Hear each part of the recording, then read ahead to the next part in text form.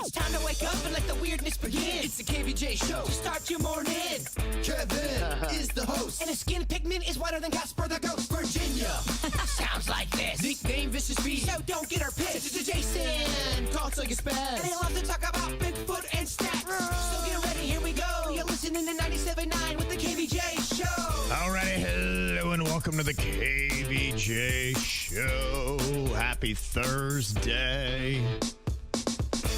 Today is Wear Your Pajamas to Work Day. I blew it. I know, right? Yes, I was going to say, if there's ever a day custom made for Jaybird, today would be that day. 100%. Yeah. I used to get a lot more back in the day. They'd sell them at Walmart. You'd go in there, right. you'd get all kind of different, mutant turtles. Yeah, I remember that. You were on a really good run there. You come in, you even had the full kind of onesies, kind of like what the kids used to wear.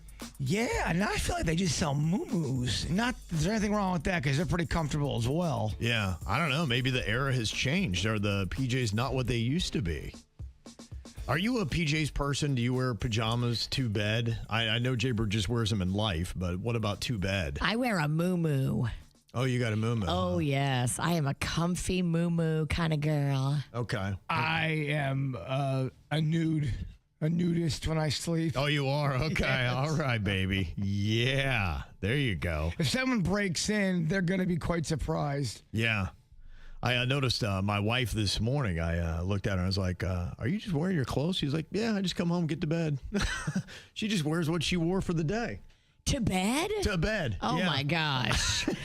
I have such a... Rocco tries to do that sometimes, and I'm like, are you crazy? Yeah. Do not get in the clean bed sheets with your dirty clothes that you wore all day interacting with life. Right. She's like, that's just how I roll. I'm like, okay, all right. Well, then the next day, she takes that outfit off. She takes it off and puts on a new outfit. Okay. And then that'll be her pajamas later on that day. The outfit just graduates. Interesting. It goes from work clothes right into bedwear. Yeah. Huh. She's like in a full dress. How is that comfortable? I don't even, I get tangled up, and I'm not even like a thrasher or anything like that. I just, I kind of lose myself in the midst of sleep at night. I'm just such like a ick germ person. Yeah. I don't want life's germs in my bed. Yeah, I don't think my wife gives a lot of consideration to germs. I think she just figures in life it just keeps her healthy. She needs a solid amount of germs. She laughs in the face of germs. Yeah. They're not going anywhere. The germs are going to be around. She's always around, she's a teacher, and she's always around little snotty kids, too. I mean, she deals with kids up to the age of third grade. And so, they love sneezing in your open mouth and all that kind of stuff. And that's just what kids that age do. And she never gets sick. So maybe there's something to that. I don't know. If you want to stay well, sleep in your work clothes. I don't know. Does she leave the shoes on too and just pop up and go? I think she does take the shoes off, though I couldn't see her feet were under the blanket, so I wouldn't put it past her to just have the shoes on as well. I don't know. That's why we got a divider, because I do believe in germs. So we gosh. Yeah. It's kind of crazy to have the two of us in the same place. Because you're set very sensitive. Right. And mine's pristine. And the other thing is, she puts on this dark set makeup. I don't even know what the stuff is. Foundation. But then she doesn't take it off at night. And so her pillows are brown and dark. And then mine are white and pristine. So you can always tell. It's like if you walked into our bedroom, you'd be like, well, who sleeps where? If you know us, you'd be like, Kev's on that side, clearly. And the queen is right here. That's a lot. It is a lot. It's a very interesting thing. Like if you really kind of came in and broke it down, you'd be like, you would see a gazillion things like that. Be like going, that's not really normal. But, that's just how the Ralstons live. Interesting. We got an interesting household. Maybe we should put cameras on you guys. Maybe. Yeah, I really think it's boring, but at the same time, you'd probably just be like, oh, I can imagine what social media would say. They would have a field day with anything we do. If you just posted that up, you'd going, I can't. I can't. I think that if a camera in all of our houses, it would not be boring. Yeah, no, I think there'd be something to see everywhere. We've all got our own little idiosyncrasies. There's just a different thing. So you can do the reverse of what my wife does. Instead of wearing your work clothes to bed, wear your bed clothes to work. See, that's how that works on wear your pajamas to work day today. Just a thought. I'm sure nobody will do it, but I've got a luncheon I've got to go to, and it's like, our boss is in charge of it, and so you got to look good, smell good, all that. If I showed up in pajamas, she would probably stab me. might. Yeah. Are you on the stick talking? Oh, yeah. Oh, you are. What is? Yeah. What is this luncheon? Where is it? What are the distinguished people you're speaking to? Executive Women of the Palm Beaches. Oh my goodness. She sits on the board of directors, and so she runs the whole entire production. She's on of a lot of boards. Very powerful lady. Yes. Yeah. So don't mess around. I wear no pajamas on pajama day. No, I don't think they would find that. Yeah. No. Probably not at a career forum they're going to be observing. Do you do 70 to 73 events a week? Yeah. I feel like I do. You are always on with a microphone somewhere. I have started saying no to some things, but you can't say no to the person that signs your check. When they say, hey, can you do this? The only answer is yes. Yeah, you're right. Still I got can. you. Yeah, you tell me where. Yeah, all that. She's running around, going out to dinners every night and everything. Boy, I don't know where yet. I want to be outside in this weather. Yeah. It's so nice at night right now. yeah. I told Panda I want to be outside every night. It's good for my mental health. And I'm just barely holding on by a string. So let's be outside and enjoy this beautiful weather. That's an alarming statement. Yeah, if my wife sold to me that way. I'd be like, all right, outside Let's go. dinner it is. We're going. I'm barely holding on by a string. Barely holding on. I think we should explore that just as, I don't know, humans and make sure you're okay. Menopause has changed my brain, and it's making me like a little wily and squirrely and. That's my question to you, and maybe scientists know the answer. Do men go through their own form? Menopause. I mean, is that a real Yeah. thing Yeah. to where you can change? They call it a midlife crisis, I think, for you guys. But it's still a lot of the same biological and hormonal changes. That's what I speak to with my Game Day Men's Health is, I think they ignored it because for men, it wasn't anything. And so a lot of times guys, our whole thing is, and at least in my generation, it was suffer in silence.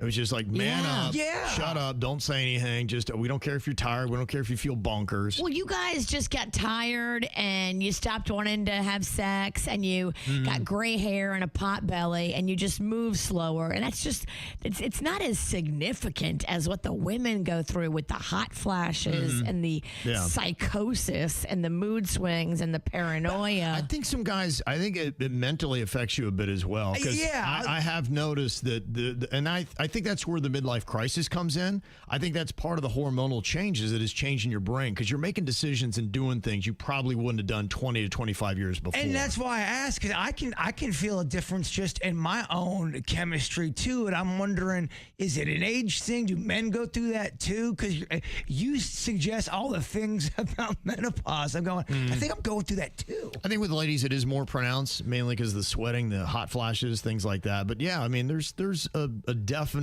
degree of that kind of change for men as well. Menopause, I believe, is a legit thing. Irritability, I think. Because you're tired. Yeah, could be. I think you're just like, it's hot in here. No, it's cold. Yeah. Yeah, those night sweats. I mean, I wake up probably about 7 or 8 times a night just covered in sweat. That's rough. And it disturbs your sleep, Yeah. Because you're supposed to get solid sleep the whole night through. And if your body is constantly waking up and you're like, I got to turn on the fan. And Yeah, it is wild. And I don't know many people my age that don't take something at night to try to get to sleep. Well, that's why I texted you earlier. Which is unreal to me. I was like, hey, man, I want to talk to you about something later on. I think you thought it was about the show. And it was more about, hey, what do you take that gets your energy up? And does it really work? 'Cause I'm always hearing you talk about it. Yeah. Is it something you significantly can see a major difference from being on something like that compared to being off of it? You got to find something. I don't know that it's perfect. I do the tincture stuff that, a lot of people, I think, whether it be gummies, whatever it is, I just found something that works best with my body. And what it does, it turns my brain off. I think there's something that happens too with what guys might experience is your brain is racing. And you can't get your mind to say, hey, and I would do everything from turning off all the lights, making it dark, trying to tell my brain, hey, man, it's time to chill out. Because, too, I go to bed at 6 p.m.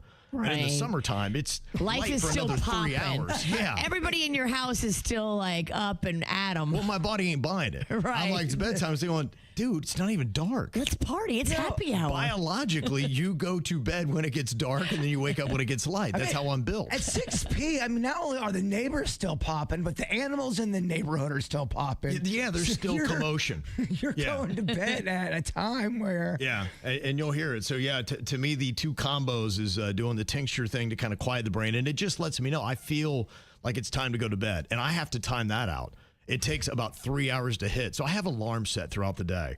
So an alarm goes off at 3, and it's like, tincture time, and then it's so, like, my whole life is just, I got to do this now. Then it takes about 3 hours for it to be like, and at about 6 p.m., I'm like, I'm starting to get a little bit groggy. Have you noticed you saying things like, I am barely hanging on? I try not to, no, but I get it. I mean, you got a lot of demands. I'm not keeping it inside. Yeah. I think women suffered for a long time. My mom never complained about menopause. Yeah. F that. I'm complaining, and I'm also telling the younger girls that are coming up behind us, the girls in their 40s and the girls in their 30s, hey, this is coming, so don't let it be a shock. When you have frozen shoulder and you're 48 and you can't figure out why, well, that's a symptom of menopause. And if your doctor tells you it's not, he doesn't know anything about menopause. You need a new doctor. Why does the doctor have to be a man? Well, mine isn't.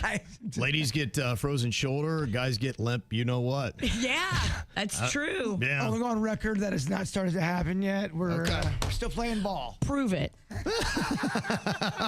You got 30 seconds. Okay, you're right. Okay, I can't. We're going to be here a while. Well, we had a superhero sighting. It popped up on the KVJ Show Instagram feed. Captain Crust and Princess Pepperoni stopping off and putting smiles on little kids' faces the way that we love to do at Palm Beach Children's Hospital. It's very cool to see. Delivering some Sicilian oven, who's been awesome with us with Captain Crust and Princess Pepperoni. A great partnership. Yes, they have been so cool. And when you roll into the hospital, nobody loves hospital food. When you see pizza and you've been in the hospital now for days or weeks with your kid, and then pizza is coming in hot and fresh, that changes your whole entire day. Mm-hmm. It does. I will say, though, I went to a cafeteria over at the Gardens Hospital. Not that bad. It was not bad at all. Okay. You walked in there like, I thought hospital food was going to be a lot grosser. Pleasantly surprised. That's different than the stuff they bring room to room for the patients. Yeah. That's like the food court, like at the hospital, where it's like fancy and they put a Subway or a little Chick-fil-A or something. The stuff that comes to the hospital room, not as good as that little food court. Yeah. Usually. Yeah. When you see pizza compared to like a cafeteria tray. Yeah. Pizza is amazing. Absolutely. And I imagine for kids as well. Yes. How much do they cater the menus to what kids eat at the hospital? Are they getting chicken nuggets and the things that kids normally eat? Or are they trying to feed them healthy food to help in their recovery that the kids may not love? So they work with nutritionists that design the menu and everything, but it's cafeteria food. Yeah. It is cafeteria food when you're a patient. Now, when you're able-bodied and you can get up and go down to the food court and there's places that have like nicer selection, great. But not everybody can get up and go down there. So there's a kid in the video got to ring the bell, which that means what? They're cancer-free? Finished chemo. Okay, that's what that's for. Done. In remission. Yes. That's great. Okay, heading in the right direction. Yes. And to have that, be able to ring the bell and then get pizza on top of it? Just so happened the day that Captain Crust showed up was his last day of chemo, and his favorite food was pizza. That's cool. Yeah, it was awesome. That is cool. That was awesome. It's a great video you can see on the KVJ Show Instagram and social media pages. You can go find us on whatever your favorite platform is. Just look for the KVJ Show. Well, I got to tell you, we got interesting situation here that I know a lot of parents are having to deal with. Paying for recitals is now a new thing. You can't go anywhere for free anymore. It's nuts. And we've got this mom and dad that can't come to an agreement on who they need to pay for that they've invited to the recital, whether it's everybody, whether it's nobody, whether it's some people. Now, they say that their daughter's got this recital coming up, and her dad and stepmom are coming. So you're talking about, you got the baby daddy over here with the new gal, and you got the the mom with somebody else, with a new husband. So it says both sets of grandparents are going to be coming. A few local friends are also going to be attending, and it's $20 per person. So my husband and I, we've got to get our own tickets on top of it. So we're already $40 in. I feel like we should be paying for everyone's tickets. But my husband says there is no way that he is paying for my ex's tickets, not to mention his parents. So he's like, that ain't happening. But he also thinks that everybody else, including his parents, should buy their own tickets at $20 a pop. I was like, I don't feel like that's right. Plus the friends that we've invited, they got about 4 other friends are going to be coming. So, you're several $100s in on this recital already. And they cannot agree on how many of the tickets is paid for. Now, if you're in this situation, Virginia. I've been in this situation. Okay, then you can tell them. Then whose tickets are you buying? So for the ex, I'm not buying any of the ex or his girl or their parents or their friends' tickets. No.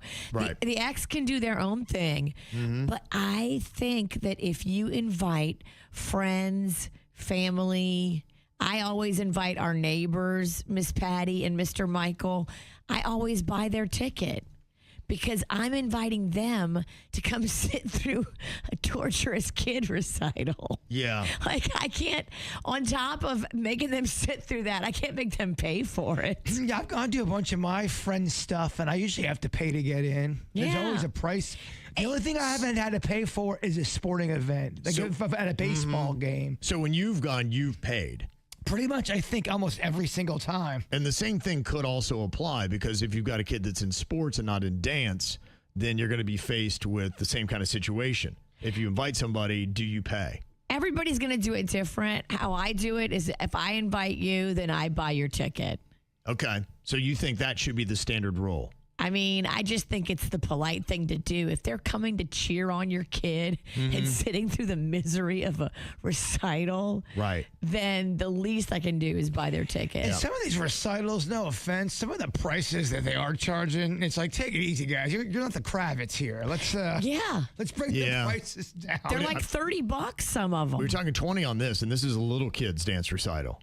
And they want $20 a pop. And so, they're looking at their 40 for them. They do the grandparents. That's they're now at $80, and then they're going to be about $200 in. Well, you got to drop at least 40 at the concession stand. Yeah, that could be more. Yeah, I mean, if you all show up, you need to get 3 Cokes. There better be a bar. A lot of times there's not. A lot of times it is, but you got to bring it on your own. You have to go kind of like back in the day, sneak in the bathroom and drink it. All right, I'm smuggling and then. The thing that's crazy is graduations sometimes. Honestly, we almost die. It's a blessing and a curse.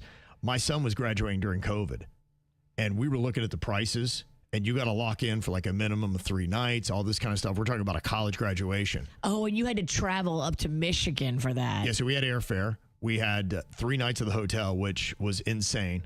The prices on that was unreal. Well, and then you've got the tickets to get in to watch the graduation, and then for every family member you have on that. And that was a lot more than $20. I mean, we were looking at a huge chunk of money. And did they cancel it because of COVID? They did. Wow, you got lucky. Well, and the thing about it, I was kind of like uneasily like, yes. And then my son was like, I'm cool with it. I don't care. Like, he didn't care about walking. It wasn't a big deal to him. And I'm like, okay, if it's not a big deal to you, then I'm so thankful that we didn't have to spend that money. You definitely had that quiet COVID thing going on. You're like, oh, yes. Yeah, that was the only benefit of COVID for me, was getting out of that graduation. There were little blessings mixed in with all the pain and horribleness. Like, a lot of people who are introverted really loved COVID. Yeah. And so we were talking about that. Like, I think it was a couple $100, if I remember right, for the tickets. And we were talking about inviting, my parents and things like that. And so we're like, oh my gosh. I mean, it was going to be nuts. I'm like, all right, well, I'm eating ramen for a year. It's even expensive if you're just graduating and you don't invite a single person. Right. I remember I did buy at FAU when I graduated. I ended up not buying the gown that they were selling. I ended up borrowing my buddy, he's 6'6". So my gown was so long. It touched the floor. It did not look right. It looked like a floor-length ball gown. But I saved some money, baby. Yeah, so I asked the question, do you pay the ticket of anybody who comes to your kid's recital? And 66% of people are saying no, they do not. So you'll get an invite, but it's going to cost you money to come see my kid do a dance recital. That's what a majority of people think. But like your son Cannon, he plays high school sports. I'd expect there's probably a fee or admission at the door for that, right? A little bit. I think it's maybe $5 to $10, something like that. And so, yeah, I mean, that's something to remember that if we ever get in there and invite anybody, we need to be meeting them at the gate. Be like, hey, we got your ticket. I mean, I gave you an invite. Yeah, scale the gay guys. Yeah, right. Exactly. Last night basically was Bitch Fest that went on, and for good reason. The upset teachers in Palm Beach County, they got to go off at the board meeting last night in Palm Beach County, kind of directed right at the superintendent about how he making some good money, and they are not. And what are the solutions going to be? So they're trying to figure out how they're going to balance it all. We went through it yesterday, but they seem to be pretty far on an agreement. And they just say, look, things are not going to really work out here monetarily. And if we give you guys the raise that you want, we're looking to have it probably cut about 250 teaching jobs and also get rid of some after school activities for kids. Yeah. So they've got that going on. And meanwhile, as all the attention is on Palm Beach County, Broward County just quietly alerts about 300 employees that their jobs are being eliminated. Wow. Yeah, so they're one step ahead of Palm Beach County. Yeah, they say it's a part of a larger cost-cutting plan driven by budget deficits and enrollment declines with potential impacts on support services. Is this mostly fueled by people just leaving the public school system, either for homeschooling or private school? It's a good bit of it. Yeah, because there's the kind of population's growing. It was. The population for the first time in South Florida took a bit of a decline because we don't have the immigration that we did. Those crackdowns have affected some of the larger communities in America, including South Florida. And so for the first time in a little while, some of the bigger counties here in South Florida, we saw a bit of a decline. Yes. So it is going down a bit as well. So, yeah, they say that the cuts primarily affect non-instructional roles, including counselors, social workers, clerical staff, and district support positions. So it sounds like the teachers are going to be safe. But that was one of the things that had come up yesterday with, okay, if they're going to eliminate jobs in Palm Beach County, they're going to eliminate teachers, or do they have clerical staff and other things like that they could get rid of? It just doesn't seem like they're going to be able to do both. That's the question. Unless, of course, you know, the superintendent gives up his nice paycheck. I'm just saying. It's not going to do it all, but he can at least offer up some of it, just in a show of good faith. I mean, with bonuses and everything they released, he makes over $400,000 a year. Yeah, I don't think that's even been. He'll be fine. A discussion. Yeah. So, I don't know. So, unfortunately, things are changing. But like we had said yesterday, it just seems like education in Florida really needs to. It's broken. It's cracked. You know, to me, we need to regroup. We need to rethink it. And maybe I'm off, but it does feel like homeschooling has gotten more popular than kids going to regular school. Mm-hmm. Yeah. Yesterday in the story that I had, it's 31% of parents now are seriously, if either they have or they're seriously considering taking their kids to homeschooling. And that's the groups that we have come here through the station. And it seems like those groups are growing every time they come by of homeschooled children. I mean, I think the last 5 to 7 we've done has been all homeschooled children. Yeah, it's a lot. So you got a lot of that. And then with the vouchers you have where kids can go to the private schools, those seem to be flourishing a little bit more. Some of the magnet schools and some of the other things like that, kids are going to different places, charter schools, I mean. So, yeah, so things are shuffling around, but there's dysfunction that's happening right now. And it feels like somebody needs to step in and say, hey, we've got to come to terms and, you know, find all this. I think I know who that person is. Mayor Hare, everybody. Oh, no. Don't get me involved in this. All I see is problems. I do not see solutions. So I get your problems. I know they're big problems, man. I really get your problems. That's what KVJ is good at, pointing out your problems. Right. I can tell you what you're doing wrong. I can't tell you how to do it right. That's all I do is just complain. That's why you get $400,000 a year. Yeah. You fix it. That's right. Yeah, that's up to you, Burke. That's why you got that paycheck and that car allowance and everything else that's going on. Get it, fat cat? That's your gig, baby. It's a term that I knew what it was. I just didn't know it by the name Planned Obsolescence. Just sounds so fancy. What does it really mean? Well, it is a business practice where they intentionally design a product to have a limited useful life, Yes. causing it to fail, break, or become unfashionable after a set period. Like your phone charger, like your phone, like You your can go electronics, On and on. your TV. And I saw somebody that was on TikTok. Jaybird had given me this video, and she's got a Kindle that she's had for a while. It's been very reliable, and she likes downloading books, but now there's a problem with it. Hey, so I don't think we're talking enough about the fact that Amazon emailed older Kindle owners, this is a Kindle 4, and said that after the month of, I think, May, you will no longer be able to download anything to these devices, even though they work perfectly fine. Amazon said capitalism at its finest will give you 20% off of a new one if you want to purchase a new one, but your old one that works perfectly fine, no longer. Yeah, how about Wow. that? So if you take really good care of your electronics and things like that, it doesn't matter because eventually you'll notice that it just ages out and won't do anything. It moves slow. I've noticed that my batteries on my phones, I would charge them, I would go out, I'd make a call, and it'd be dead. And you're an organized man. You take very Right. good care of your stuff. Well, to me, that's the way I was taught growing up. Is you get something, you take really good care of it, and it'll last you forever. That's what I was taught as a kid. If you take care of yourself, it will last you forever. But my grandparents and my parents had taught me that. They didn't realize that you're stepping into a world where they're going to increase this planned obsolescence, and they will purposely, even the people that take great care of their stuff, your stuff will still break and not be useful because it's designed that way. Our family rule, it was a little bit different. Just try to get the least amount of marinara sauce on any kind of electronic. There you go. Yeah, And if you could do that. right. Yeah, they say it'll boost demand for new, often minor upgrades or replacements, increasing profits, and they're always finding ways to do it. And I know the government's supposed to protect us, and I'd like to see them do it more, but I remember they did call out Apple on all their different charging cords, and they were making $1 billion a year alone off of their power cords. And it was set up that way. It was saying, hey, if they need a cord for this and a cord for that, you should see we now have to have 2 charger plugs in our car. And it's not because we have multiple phones. It's because you have, different type of charging devices, and one takes one kind of cord, one takes the other kind of cord. It is set up to take advantage of the consumer, and your government is not stepping in enough. There are protections in place to make sure this doesn't happen. Yeah, and I really think Apple sped this up. If you knew anything about Steve Jobs and how he launched, sometimes he was really so much into design and the look of it more than anything else. He's like, if we can make this thing look cool, the computer, the iPhone, the iPod that he came out with, he's like, people will use it and there'll be a high demand for it. And he was so big on the designs of Apple's products.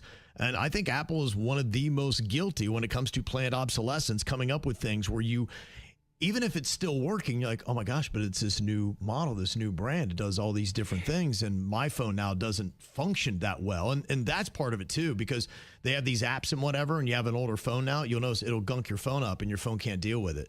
It's not fast enough. I've yelled at Apple just as a entity probably 1,000 times in my life just because of something not working or another cord.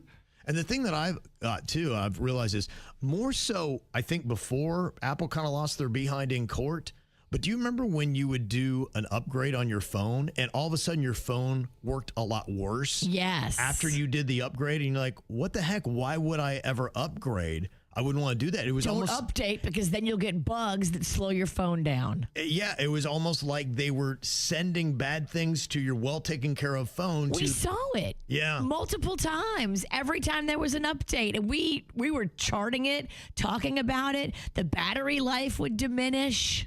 Yeah, they say it's not just electronics. They'll say fashion and even the automotive industries. They frequently use this planned obsolescence, saying, look, we don't want this car to be cool on the market in 5 years. It's got a shelf life. This isn't something you keep forever because we want you to buy the new product that's going to be more expensive. Wow. Yeah, and it was kind of crazy because I even saw too, like the prices of cars today are just absolutely insane. They're like at record highs. You can't, basically the story was you can't get any car now for less than like $50,000. I've accepted I'm keeping my crappy Jeep until that thing just says no more. You'll drive it till it's done. And we're getting there. And then I think that's why they want to have this planned obsolescence. So it forces you into buying one of these new expensive cars. They say the average price of a new vehicle is up about 30% in 6 years. Wow. And they say monthly payments are around $775. SUVs, trucks, everything, they're phasing out the cheaper models too, so you don't have a choice. You've got to buy the expensive one. They say you got to get a new car every plus amount of years. How long do you guys wait till you mix it up? I'm never consistent. I'm all over the place. I mean, you were there the day I bought my Jeep, and I'm pretty sure that was a decade ago. Yeah, it's been a hot minute since you got that Jeep, and it was used when you got it. Yeah, I got to say, I'm so opposed. I stopped buying cars. I did too. I stopped. Kevin doesn't have a car. No, I don't. Honestly, I'm saving money. By not? It's crazy. They say that the affordable options, cars under $30,000, make up now about 13% of the market. So if that's your budget, you've got 13% of the overall car inventory to choose from to find something you can afford. And I wouldn't call you a car guy or a car person. Me, or Denny's are not car people. Yeah, you just get me to work. Yeah. They say to cope, buyers are stretching loans to 6 or even 7 years and turning to used cars. Just trying to do that. So, yeah, I'm telling you, I just feel like it's this conspiracy against the American consumer, right? Yes. These businesses and everything they do, it's a scheme to steal your money. You want to start walking to work together? You guys live on opposite ends. Right, exactly, yeah. Of the place you work's in the middle. I'd have to pass work and then keep walking and then walk all the way back. I'm really not walking great either, so maybe it's a bad idea. Probably not going to work out well. Okay, would you rather always feel like you forgot something or like someone is watching? I already feel like someone's watching anyway. Right. I hate forgetting stuff, especially like my phone or my calendar. I can't do that. It's already complete madness for me, the way my mind works. You're right. I always feel like I forgot something anyway, and my brain, I can't ever shut it off. It's always like, what are you forgetting right now? Because it's when I get to that moment, like going, Kev, where's your, I'm like, it's like my biggest nightmare. It happens to me all the time. I'm like, you remember everything. You know what? Watch me. Yeah, I'm going to shake my ass a little for you. I'm going to put on a show. Watch me all the time. I do not care. Right. What about you, Bird? Do you feel differently on that? I just have gone through both of these scenarios so much in my life. I've forgotten so much, and I've been watched so many times. This one, I think I'd rather forget stuff. Okay. Being watched can be very unsettling if you don't like that. I'm going to turn it into a performance, do high kicks. And I would do high kicks right this second. I really Maybe can't not do with your bad hip. Yeah. But eventually. That would be a bad idea. Eventually. But back when we lived in Lake Park, we always had prowlers and people looking in the window. And after a while, that got real creepy, man. Yeah, I can see why it might. Makes sense. Would you rather have to announce everything you're doing or everything you're thinking? Oh, doing. Absolutely. Doing. You don't want to hear these thoughts. Right. I mean, the worst it would be is like going, I'm pooping. I mean, okay. And if you do it at home, you're all good, right? Yes. Yeah, that's an easy one. Thoughts, no. Would you rather have socks that never stay up or shoes that never stay tied? Gosh, again, a problem that I have. Give me a loose sock. Okay. All day, loose sock. I can work with that. Yeah. Who cares? The shoe string, that can be dangerous. You can trip on it, can get caught in things. Totally. If you walk through a puddle, now you have wet shoelaces. Yep. Ugh. Yeah. That sock is maddening, but I'd rather have that. Would you rather eat soup with a fork or salad with a spoon? Salad with a spoon. It's not even close. Salad with a spoon, baby. Okay. I think I do that anyway. So. You get better bites. And would you rather your voice change accents randomly or your laugh change genres? I think meaning that, maybe you would go from age? Is that what I mean by genres? Where you go from young to old when you laugh? Maybe it would go from like a cackle to a belly laugh. like a cackle to like a 1920s. To me, I think it's creepier if it changes in age. You ever hear like when a little kid laughs and an old person? Can you imagine if your laugh went from hee hee hee hee you'd be like, what is going on? They would think you would have multiple spirits. They'd be like, he's clearly possessed. Clearly. If you're doing accents, that could come off so offensive. Right. Do you imagine that in South Florida? All of a sudden, you're just belting out Jamaican. Yeah. And you're like, oh my gosh, that gringo is so racist. Or when you go to the nail salon, you decide to talk in an Asian accent. And you can't help it.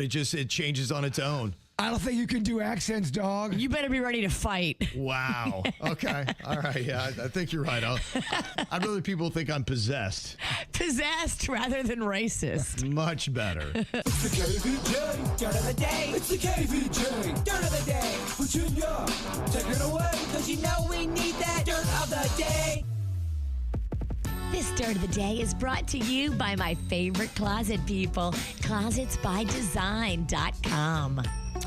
Well, this is fascinating. Shannon Elizabeth, the actress from American Pie, just joined OnlyFans. Okay. She says after years in Hollywood where other people and studios and bosses and other agents and managers controlled the outcome of her career, she said now she wants to do things on her own terms, connect directly with her fans, and be able to be more personal, more behind the scenes, and show a side of herself that people haven't seen before, and make all the money and not have to split it with industry gatekeepers. Yeah, look, this is giving a lot of power to creators these days where they don't need that person to platform them because they can platform themselves. And it seems like Denise Richards is making a ton of money on it. I know Bad Baby's been making money on it, and I don't think you have to all do the same thing, and it's not like you've got to reveal a ton of nudity. There's other ways to connect and other things that people would pay for.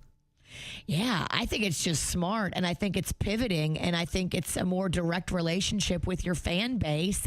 And what people do on OnlyFans, in case you don't know, your fans go on there and they make requests of you, and they say, okay, I'll give you $25 if you show me what the inside of your bathroom looks like. And she's like, okay. Takes a picture of the inside of her bathroom. Boom. They send her $25. Like, it's that easy. I got $100 to see the Kevin Ralston just act like a unicorn for about an hour.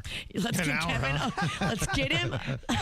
Let's get him a horn. That might feel a little long. An hour is long. You're right. I got to pay bigger money than that. That's it. But I think different people have different budgets, and you have, some dudes or girls might go on there and want to request things of her and offer her hundreds or thousands of dollars to do what they want. And then she can decide whether or not she wants to accept their offer or deny it.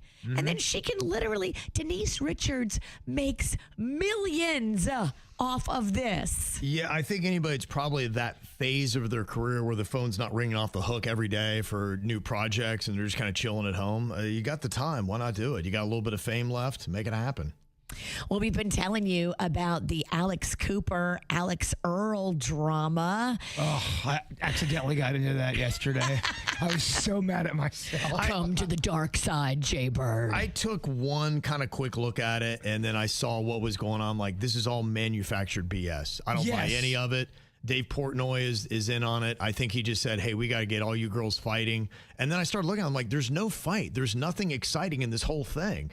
They haven't thrown out any kind of real beef. It's just like they're stirring the pot. And now you see it. It's so calculated with some of these influencers. You can really see the playbook of what they're doing.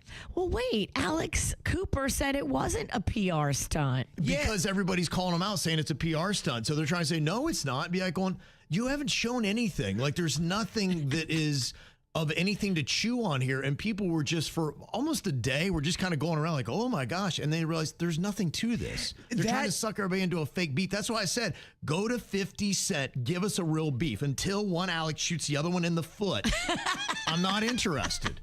You won't be happy until there's gunplay? Well, I mean, something has got to happen here. What they have right now, this isn't a beef. I don't care what your little squabble is. It's not entertaining enough. It's not like one of those real beefs like Logan Paul versus the Gronk. Yes. Right. And that's another example. I saw right through that one too with the Tom Brady thing that they were doing. I'm like, it's just to promote something.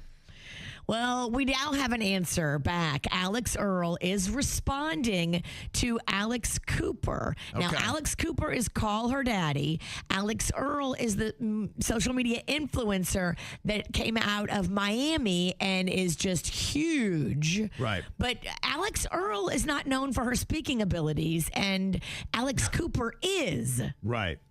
So you would think like Alex Cooper would be better at the part of verbal warfare. Here's Alex Earl responding to Alex Cooper. This was her waking up in bed. Her friends came in, and of course, they're recording, and they had seen this video that had been posted out. And of course, it was as they're waking up after a night at Coachella. Okay, and do they at least sit up in the video when they're talking? Or are they laying down? No, she's laying down. They hand her the phone. She's got the phone on the pillow. She looks at it and gives this amazing response. Hey guys. You know I don't usually address this kind of stuff. Here she is listening to because Alex Cooper. That's Alex. It feels like a waste of time, and honestly, no, it's embarrassing to participate in this. To other people, and just say it yourself. What's the beef? Okay. Really? Okay. I mean, that's why I'm like, oh my, this is so terrible. That's her. Okay. Okay. I'm like, anybody who's excited by this, I don't know what you got going on in life. Look, but you got to get more. I accidentally got involved. I want to go on record. I also want to do my homework and be ready for the dirt of the day. Yeah. I'm not seeing this. So what was the beef? Did she just say okay? No, that's it. And then that silly Brianna Chicken Fry who always tries to create drama and everything, she's now involved. And it's just, that's when I'm like, all right, now that this girl's involved. They're all. When I saw those others get involved, I'm like, this is clearly all fake and it's going to be a bunch of nothing. It's just, there's not a bigger time suck in life than this. We are hours away from the Paul brothers getting involved. They'll have another one. It's cyclical. They feel like every 2 weeks they got to have some kind of contrived drama. And that's what's going on in your dirt. It's a little clinic here. If you want a lot more attention, which clearly there are a lot of people that do, you just want unbridled sympathy. You want your inbox and your comment thread to be blowing up because you feel like with that validation, more people care about you. It's all about setting the right bait for your Facebook phishing. We used to read some of these, and they found out that these test better than all the others. So if you need any of these lines, you can borrow any of them. Okay. One thing that you can just put right there, it's so simple. It's only 4 words, and people will immediately start commenting if you just say, I need a minute. That's all you got to say. 4 easy words. I need a minute. Oh, girl, what do you need a minute for? What's going on? Tell us what's wrong. Another one you could use. Why does this always happen to me? See, when you construct one of these lines, you have to leave it very open-ended. You have to. You have to give the illusion that something terrible has happened to you, but give no kind of explanation whatsoever as to what that terrible thing is. I always love the one where someone posts a picture of them in the hospital saying, please pray for me, blah, blah, with no details of what happened. That's very key. You're going, what happened? Yes. You're in a hospital bed? Right, exactly. Yeah, it has to be as vague as possible, but it has to give the illusion of this is catastrophically bad, and then people will freak out. Some of these too, think that maybe you're in a fight, and people do want to get involved with those as well. Like if you put, for instance, something like, some things are better left unsaid. Then people immediately start thinking, okay, is this something about me? Is this something about me? Who's it about? And then people want to know. Yeah, so it's not always about devastation. It's about that you might have a beef, so you have to allude to a beef. And then people be like, oh my gosh, what's going on? And you're really dealing with somebody pretty powerful if it's followed also with a meme of a quote that they've gotten from somewhere on top of their own kind of. Right. You're like, oh, boy, that's their ninth quote they've posted. Now, a good way to allude to anything else that is kind of going on, this is a pretty effective Facebook phishing line. If you just put, some chapters just end without warning. Clearly something big has happened in your life, and if you have reached a milestone, a lot of times people might be following you on social media. They want to know what that milestone is. That's divorce. That's a breakup. That's a leaving a job. Absolutely. It's something big. Or you're moving. It's something, it's like, this is a big point in your life. Some of these are all about emotions. There's other ones that I love that are physical too. I'm just having an ugly day today. No, girl, you're beautiful. Right. What are you talking about? That's the other way if you want to get just attention about. He's got it right on there. Girl, you've been having an ugly day since 2005. Yeah. Sometimes somebody will clap back and only make it worse. And if you just want to keep it general and then have other people vent to really kind of drive up the comments on your post, just say, guess who's tired of everything? This girl. So that way you know there's stuff you're upset about. People want to know what it is. There's no resolution. Who hurt you, girl? Yeah. So if you're trying to get more engagement on your posts, those are some of the best lines for Facebook phishing. That's the bait you need. Well, apparently it is the cool cocktail of the spring. And if you're not drinking it, you're a big fat nobody. See, I didn't get the memo on this, Virginia. I didn't know that we had an official cocktail of spring. Well, thank goodness you have me. Okay, thank God. Yeah. I mean, my gosh, I've been looking like a tool here for the last couple of months. What is it that everybody you say is drinking, and what the heck is in it? So right now, the hotness is champagne cocktails. Oh, okay. And if you were at the Crawfish Fest, you saw the Champagne Hurricane, which is my designed cocktail. It's Prosecco and then about 2 ounces of hurricane mix added to it. Okay. It's like a mimosa, but you put it over ice. Okay. And you make a champagne cocktail out of it. And the hurricane mix has alcohol itself in it. Yes, it should have lots of alcohol or it's not done right. Dude, I met so many people who had hurricanes on Saturday, and a couple of them should not have had that many. Their face is red to match the drink. Well, you can almost tell as they're going up to bear hug you, like, oh no, boy. this is going to be tough. So what is the name of this official cocktail, and how do you make it? So the best one this spring that I think is getting the most love is the Hugo Spritz. It used to be called the Saint Germain cocktail. I've been drinking this for years. Why but did now you change the name of the cocktail? They changed it because they added a little mint to it. And so I guess mint makes it a Hugo Spritz, but whatever. I mean, call it whatever you want. Saint Germain cocktail, Hugo Spritz, champagne cocktail. It's just adding more alcohol to your bubbly Prosecco or your bubbly champagne. And anytime you add more alcohol to a drink, I am a big fan. Okay, so you like alcohol and alcohol. Yes. Do you like mint in your alcohol? I'm not a mint guy when it comes to... I like it.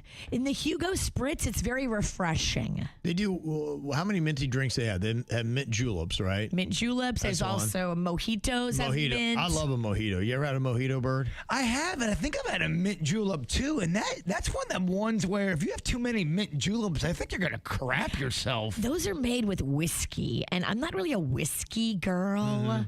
But the mint julep is strong. But aren't they thick like a shake kind of, or am I thinking of something completely different?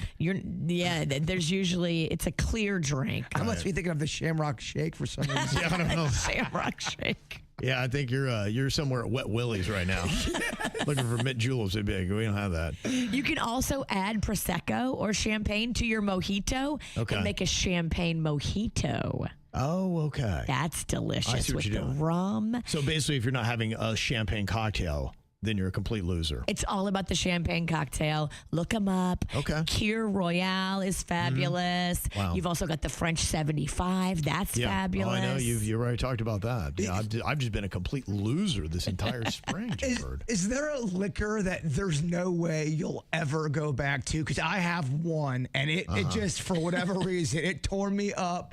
Is gin. I'll never do gin ever. Yeah. Do you have one that Ralston's done with? No, because I'm not a quitter.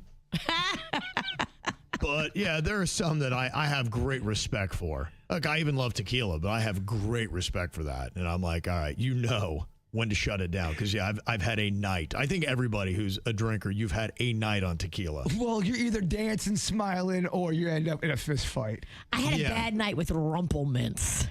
Oh, and whenever I see it, it just reminds me of so many things that went wrong that night. I can't do Rumpelmints. Or coconut rum. It ended with Bigfoot. And this is when I was kind of a newbie drinker. The night ended with him bear hugging me and me weeping and him saying, "It's gonna be okay. It's gonna be okay." It's gonna be okay. Yeah, no more coconut rum for the bird. Self-inflicted drama right there. Well, Virginia was out enjoying the nice weather last night. You had a couple Hugo Spritzes, I assume. I did. I was at Tiki 52 and the vibes were on point. Yeah. Didn't even realize it was trivia night until we walked in. How fun is that? Oh, wow. Okay. Drinking, eating, trivia night. It was so much fun. All types of trivia? Yeah. Yeah, all kinds of categories, from sports to music to geography to U.S. history, like all kind of stuff. All right. Can you be as smart as Virginia at bar trivia? Okay, just disclaimer, Panda was the one that got most of these right. But we were playing as a team. Oh, okay. I got you. Yeah, but he was definitely the stronger part of the team. Definitely. So you play as a table, and everybody at your table helps you come up with answers, but you got to whisper so the other tables at bar trivia don't hear you. And pure numbers, there's always a weak link at every table. Who are you at that table? You know what I mean? That's the ultimate question. Well, in Virginia's bar trivia quiz, you stand alone with your answers here. Okay, the first question that Virginia's throwing at us, who has the most country hits? I guess that would be more hits than anybody else ever on the country charts. Country Billboard charts, who's got more than anybody? Country charts, okay. All right, what did you write down, Jay Bird? I wrote down 3 answers, and I'm going to go with my heart. You can only have one, cowboy. I know. I'm trying to play it straight. Trying to play it George straight. Okay. George Strait. I'm playing it straight, too. That's what I went with, George Strait. You're both right. Okay. All right. Okay. Knuckle bumps. Okay. All right. Question number 2 here. Write it down. What was the band that forced their music onto our iTunes, Like It or Not, in 2014? What is that band? It's easy and quick to write down. I wrote down U2. Jay Bird? U2, and I don't feel like they ever really recovered. Yeah, you couldn't delete it. It was a turning point for them. People who didn't like U2 really did not like U2 after that. Yeah. Mm-hmm. Are we correct? You are. Okay, there's another point. Okay, next question here, Virginia bar trivia. Who was the former Seattle Seahawks player that served in Congress? Okay. All right. Jay Bird, what did you write down for that one? What do you got? I put down Sean Kemp, but I don't think I'm right. Okay. Sean Kemp. I went with Steve Largent. One of you is correct. Okay. It's Steve Largent. Oh, wow. Okay. All right. Panda got that one right, too. I was like, if Steve Largent walked in this studio and punched me in the face, I wouldn't know who the hell he was. Really? Okay, yeah. Never even heard that name. Yeah, solid career. Solid career. Okay, next question of Virginia's bar trivia. What are the vitamins besides B? The letters. So there's 5 of them. We all know, there's a bunch of vitamin Bs, but what are the other letters? There's 5 of them. 5 total? 5 that she was looking for in trivia, but they're letters. Oh, okay. The letters.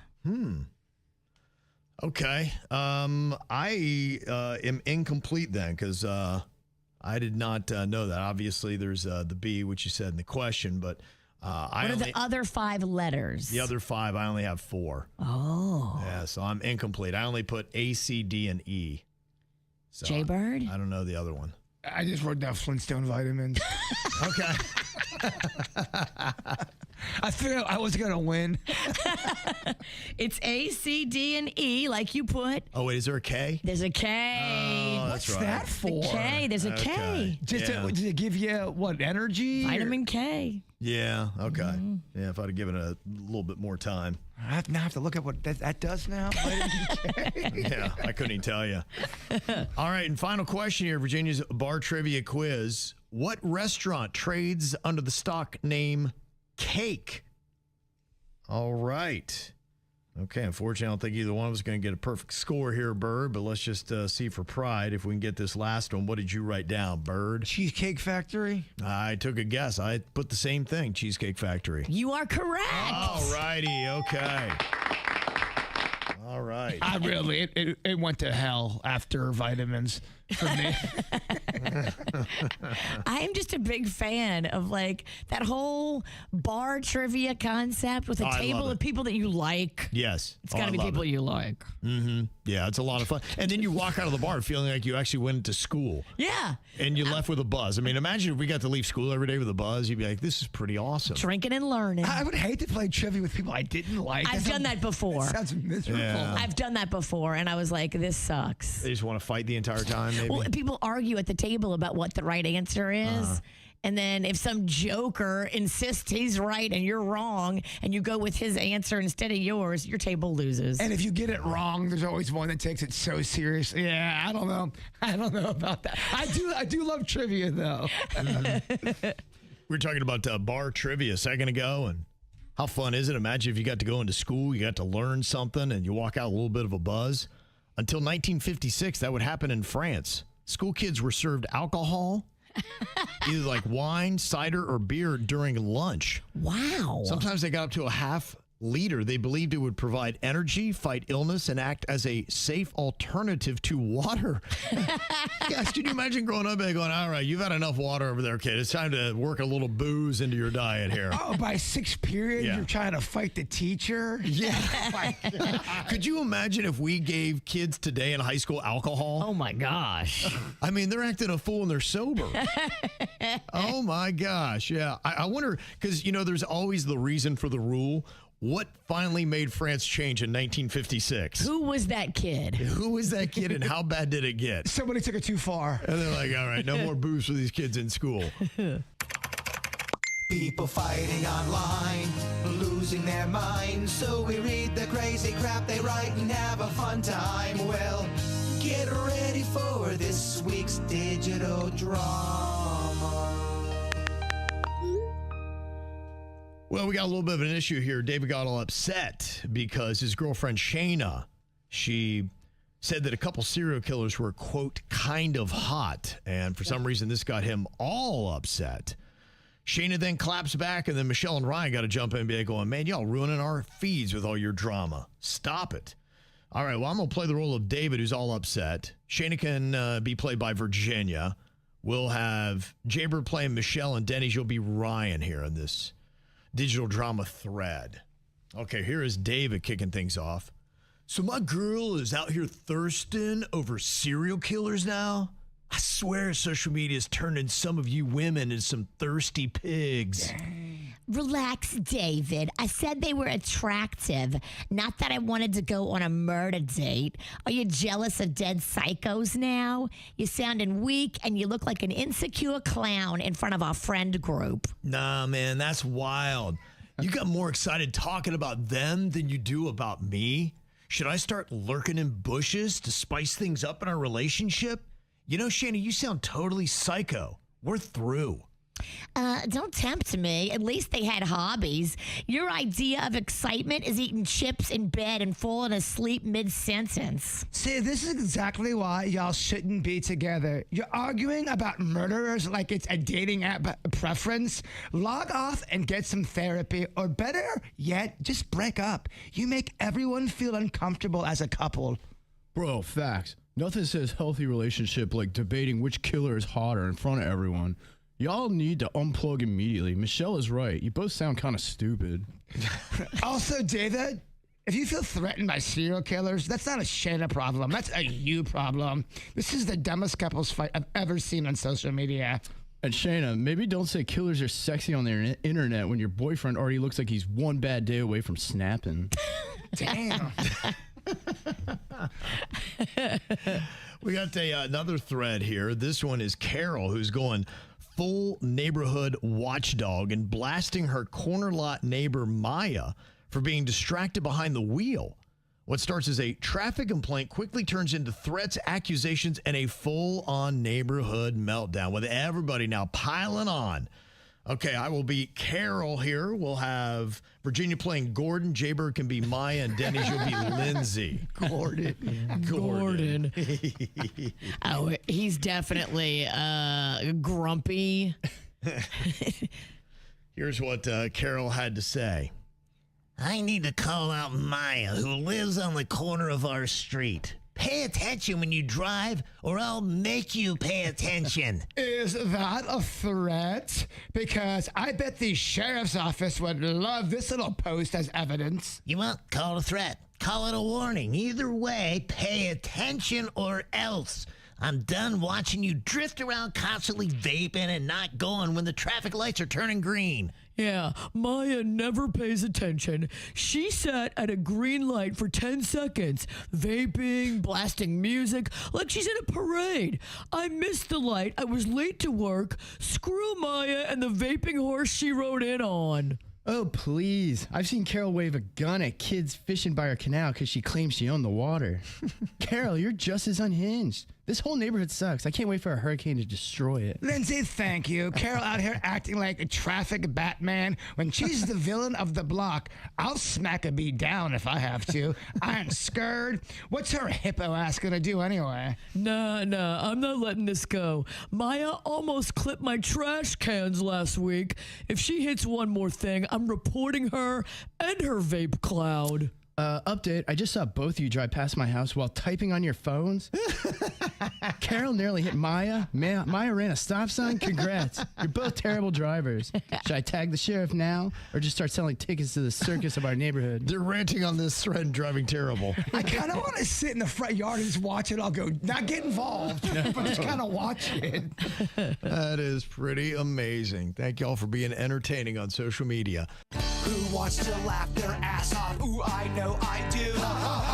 He wrote some funny punchlines just for me and you. It's Danny's Joke Jury. Who's ready to laugh? Oh, you know we are. Denny's got the comedy. We just got to let him know how it's doing and rate it for him. What you got today, Denny's? All right, joke one. Why can't you tell a teenage cow anything? I don't know. Why can't you tell a teenage cow anything? Because it goes in one ear and out the other. I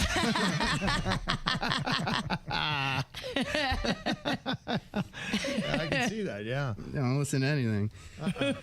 Second joke. Which bathroom cleaner do dinosaurs hate? I don't know. What bathroom cleaner do dinosaurs hate? Comet. Oh, dang. That's deep. Too soon? Too soon? I don't know. Wow. That's a deep one. That's sensitive. Third joke. What do you call a bird that stays up all night drinking? I don't know. What do you call a bird that stays up all night drinking? An alcoholic? Yes. See that? So good. Good. You do. All right, fourth joke. What do economists call it when families can only afford Viagra for food? I don't know. What do economists call it when they can only afford Viagra for food? Hard times? Oh, yes. Ah. Yes. And finally, what happens if you drink too much soda water mixed with Prosecco? I don't know what happens if you drink too much soda water mixed with Prosecco. You'll spritz yourself? Very nice. Very nice, Dennis. Very nice. I like that. You kind of tied in the champagne cocktails with your jokes. Little pivot with that last one. I heard Right you off guys the top, talking. look at that. It just shows you how many jokes are coming at a constant pace. You are dealing with a pro. He told me the other day, he goes, I wish Kevin would have me do 20 a week. No, I think that's a good idea. That's the number I was going to put it at. All right, top 20 next week. I can't wait. That's amazing. It's the KVJ Dirt of the Day. It's the KVJ Dirt of the Day. Virginia, take it away. Cause you know we need that Dirt of the Day. This Dirt of the Day is brought to you by my favorite closet people, closetsbydesign.com. Well, when I saw the story, I was like, okay, the Real Housewives of Miami star Lisa Hochstein, who was married for 13 years to the boob guy. Dr. Lenny is the boob guy of Miami. Okay. So she was married to him for 13 years. They got 2 kids together. It all fell apart, and then it became really contentious and dramatic, and lots of accusations flying back and forth from Lisa to Lenny and Lenny to Lisa. And so when they released that they wanted her on felony charges of intercepting ex-husband's communications, I was like, oh, she got into his email and was snooping around. No, that's that's not what happened. She got into his car and put a listening device in it in 2023 so that she could listen to his conversations all about their divorce. Yeah. And it's not just her, it's her boyfriend at the time. Now, her and Jody aren't even together anymore, but her and Jody placed the secret recording device in Lenny's car. And so both of them have been arrested and are each facing a felony charge of interception of wire, oral, or electronic communications. So, Yeah, they don't play with that stuff in the state of Florida. ay, ay, ay. Sounds like they did not have each other's best interest at heart. Am I They right? did not. No. Sorry, Denny. I know you're the joke guy. Don't try to take his shine. I know. That's very disrespectful. This would be the time that you want cameras to be rolling. And I'm sure Bravo is kicking themselves in the you-know-whats because they recently put the Housewives of Miami on pause again. But what they'll do when stuff like this happens, they just start scrambling and they yell, pick up the cameras, pick up the cameras. And so you hope that they have picked up the cameras and they are filming because, I mean, she turned herself in yesterday, walking into the police station looking all hot. I mean, this is what equals ratings. Not for our show, but for maybe their show. Oh my gosh, I would love to see the behind the scenes of her in her house right before she turned herself in. That's good stuff. That's good stuff. You can tell Kevin's pumped. I'm very pumped. No, I really am. I'm drinking it all in. I don't know anything about these people, but I know it's got to be big. Secret listening devices, you are insane. Well, at that point, Yeah. you got to be, if you've been recorded secretly, which I think a lot of us have been, you go, wait, what did I say through those conversations? Look, I'm glad they have those kind of laws because that's messed up. Yeah. It really is. And this will probably be a good story to get out because, yeah, don't do that in Florida. They do not play. It is weird, though, how you're allowed to record people with video out in public, but if you secretly record them with just audio, you're looking at a different kind of animal. Totally. It's just the difference of privacy and public spaces. Right. It's crazy. And we kind of have a connection to Lisa Hochstein because her landscaper is my landscaper. And I feel like I could get in there a little bit and maybe like sniff around.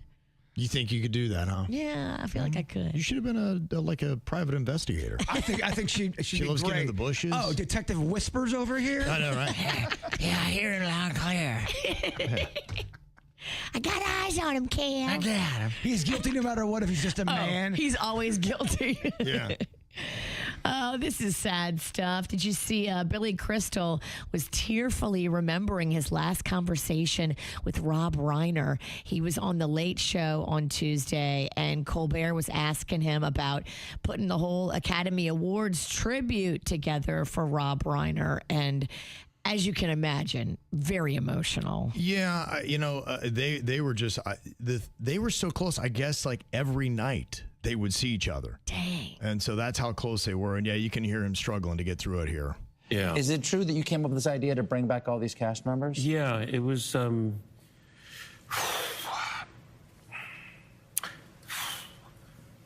I know it must be a very difficult thing to talk about because he was such a beautiful friend to you, such an incredible artist, beloved by so many, and it came in such a shocking and terrible way. I don't mean to have to talk about it if you don't want to talk about it. No, I'm good. It was shortly after the tragedy.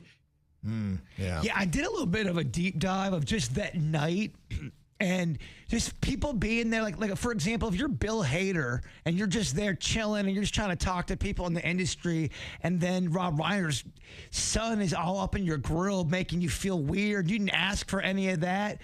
That's going to mess you up. It's going to be a weird kind of a thing. And he said and was doing some odd things that night other than what he, ultimately did. Yeah, Nick is his name, and he has pled not guilty. I don't know how, but they say he was on drugs very seriously and making everybody at the party feel uncomfortable. And that's what I honestly thought from the beginning. They kept on talking about, he's got issues, which he could have had issues. Sure. But I also thought some of those issues were drug related. Absolutely. That's one thing I hear a lot is they talk about the mental health issues. It seems like in many of the cases I'm seeing today, they're self-inflicted. You're using drugs that is, of course, throwing your mind all out of whack. So, to me, I think there's got to be a clear separation. There are people that without drugs, they have mental health issues. And then it seems like some people are they're bringing it on themselves and truly aggravated by the substances that they're taking. And V always says it too, but you got to be your own advocate when it comes to your health. There's times where doctors will prescribe you a drug and it is not the right drug for you. And you have to be able to tell your doctor that. Yeah, and everybody responds to drugs differently. What affects one person one way doesn't necessarily affect other people that same way. I always love those infomercials where it's about mental health. Take this pill. It's going to make you feel better, but your side effects are homicidal thoughts, suicidal thoughts. Yeah, it wrecks the rest of your life. You're like, what? And anal bleeding. Yeah, that's my favorite side effect. Anal bleeding. Just the fact of me taking that pill would give me an anxiety attack. Right, yeah. How do you maintain good mental health when you got all these new side issues? And finally here, the rapper Future is going through a pretty bitter court battle over the child support. Now, his ex-girlfriend, Brittany, has a kid with him, and apparently he hasn't seen the kid for more than 16 months. He's trying to pay less in child support, saying that she's blocked his access, and she's like, I haven't blocked access in any way, shape, or form. You haven't called, you haven't checked on his grades, medical needs, nothing. For more than 16 months, you didn't even check in with your kid. So this will be one of those things that continues to battle out in court. And that's what's going on in your dirt. Would this end your relationship with your boyfriend if he introduced your 14-year-old son to internet porn? Now, they've been together for 2 years, and he's not the biological father of her 14-year-old, but that hasn't stopped him from trying to be a fatherly figure. Now, look, he's not perfect, but he does mean well. And I overheard him giving my 14-year-old a list of safe, free porn sites. When I heard this, I interrupted. I'm like, what are you doing? And I scolded him right in front of my son because I wanted him to hear it too. Well, my boyfriend then got really defensive and said, all boys are doing, I just want to make sure he learns the right way.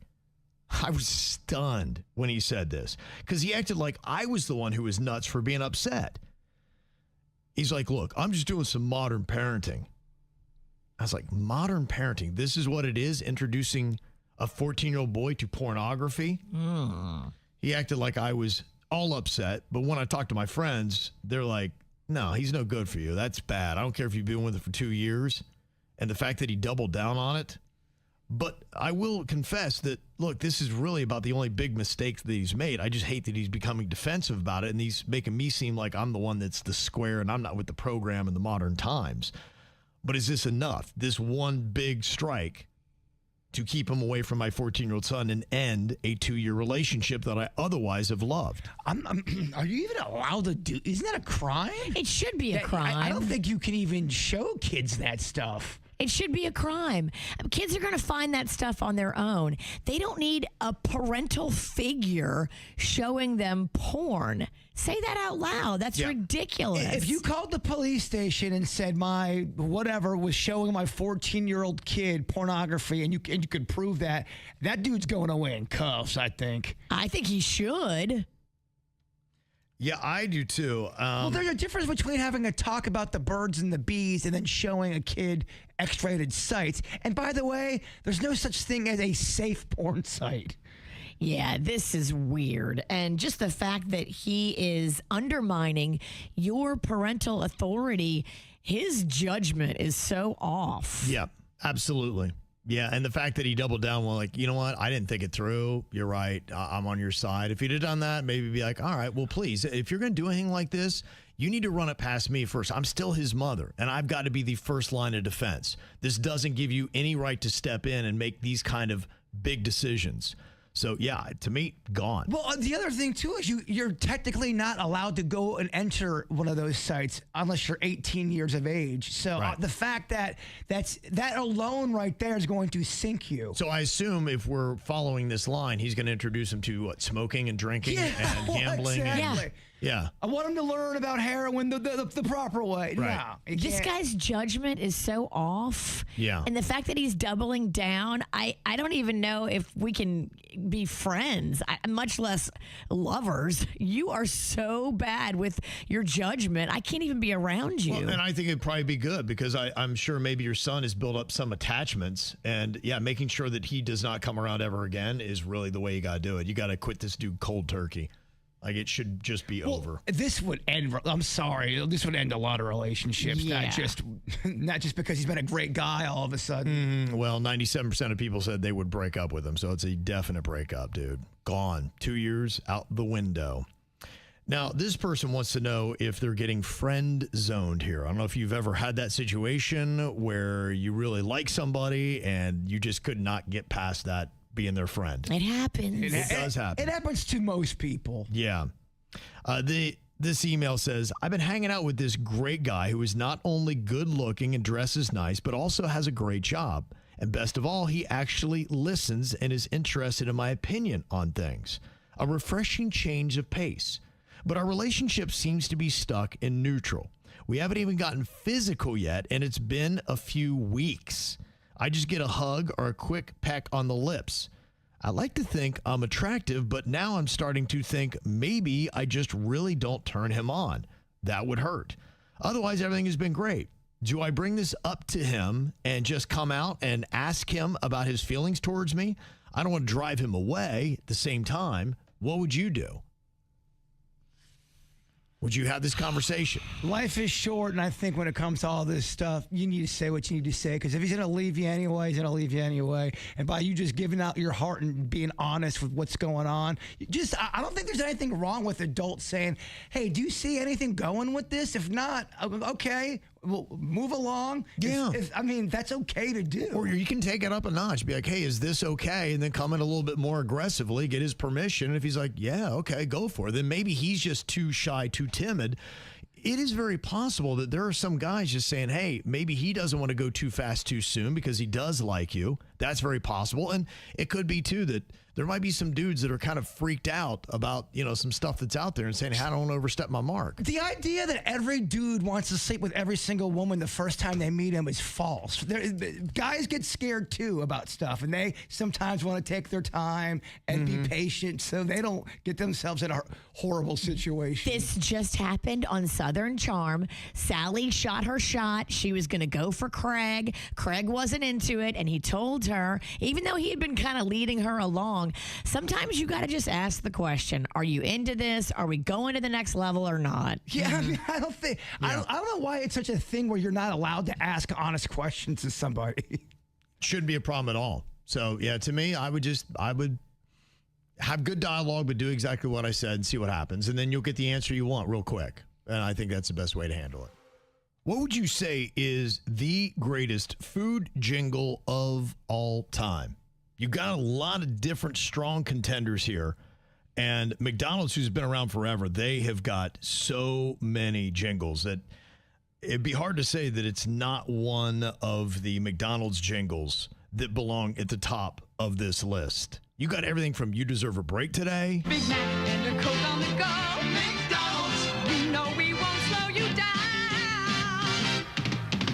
You've been going strong all day. Yeah, you deserve a break today at McDonald's. Okay, that was powerful, right? It sounded like a gospel performance. It was amazing. It was. I mean, they brought out a full choir in robes. They've also got the I'm Loving It jingle. McDonald's, I'm loving it. Ba-da-ba-ba-ba. I mean, how catchy is that? You know that. Ba-da-ba-ba-ba. Timberlake in there. Back when the good old days. Back Yeah. when we liked you, Timberlake. I remember when I was a young fat kid, I even had a shirt with all the ingredients of a Big Mac on it. There was a song, and it was the Big Mac filet of fish, quarter pounder French fry, icy Coke, thick shake, sundae, and apple pie. You deserve a break today at McDonald's. Look at this guy. He got it all down. What about the one that listed all the ingredients of the Big Mac? I just didn't do that, did I? I just listed all the You just listed all the different stuff. Yeah, there's a little bit of a separation, yeah. Wow. There's a menu song and then there's a Big Mac song. McDonald's kind of brought it with their different songs. That's what I'm saying. I don't know how you don't put McDonald's at number one. They are the top dog. Mm-hmm. 2 all-beef patties, special sauce, lettuce, cheese, pickles, onions, and a sesame seed bun. It's your McDonald's Big Mac. You've got to taste it to believe it, you know what I mean? 2 all-beef patties, special sauce, lettuce, cheese, pickles, onions, and a sesame seed bun. Mm-hmm. I'm embarrassed I got that wrong. Yeah. I did the McDonald's one when it should have been the Big Mac. Yeah. I'll think about that all day. Hi, may I take your order, please? Big Mac, McDLT, a quarter pounder with cheese, filet of fish, a hamburger, a cheeseburger, McChicken, and McNuggets, tasty golden French fries, regular and larger size, a salad, chef or garden, or chicken salad, oriental. And for breakfast, egg, big muffin, hot cakes with sausage, maybe omelette, big muffins, all 3 kinds of Danish, hash browns, 2 and 4, dessert, hot apple pies, and sundaes, 3 varieties, the saucer cones, 3 kinds of shakes, and chocolate, chip cookies, and a drink of Coca-Cola, Diet Coke, an orange drink, a Sprite, and coffee, and hot chocolate, also apple, orange, and grapefruit juice. I love McDonald's, good and great taste, and I get this all at one place. So they kept updating too, and they got new items. I mean, if that was on a Friday night and the snack pack was over, we would extend that beat and it would go on for like another 9 hours long. How fun is that? That one's hard to sing. Yeah. You can't sing along with that They're one. flipping it. I mean, they really flip it on that. So I think you're going to have to convince me that it's not a McDonald's jingle that should be the number one food jingle of all time. But you had some good ones like Coke. I'd like to buy the world a home and furnish it with love. Grow apple trees and honey bees and snow white turtle doves. I'd like to teach the world to sing. Sing with me.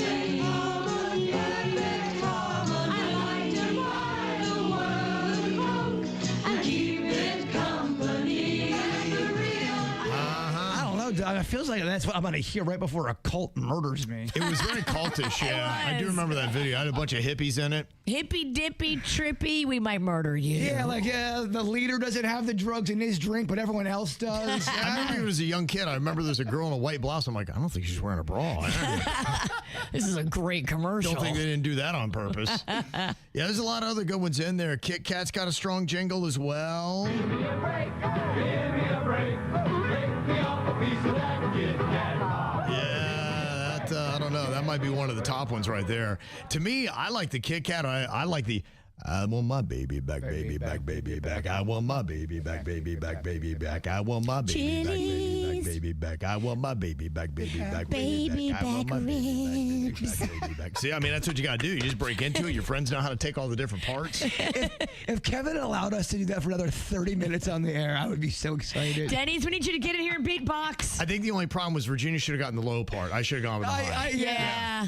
I'm not really good with the high notes, but I will try. We just have to flip that, yeah. We just didn't start that one right. But that I don't know. That might be right up there as well. But I remember as a kid, too. You remember this jingle from Oscar Mayer? My baloney has a first name. It's O-S-C-A-R. My baloney has a second name. It's M-A-Y-E-R. Oh, I love to eat it every day. And if you ask me why, I'll say, 'cause Oscar Mayer has a way with B-L-O-G-N-A. Yeah. Imagine 1 o'clock in the morning and you wake up and you hear that like in the hallway. And there might only be one other one that I think was great, and it might be an underrated one from the 90s. So good, the Foo Fighters actually spoofed it in their video for Big Me, Mentos, the Fresh Maker.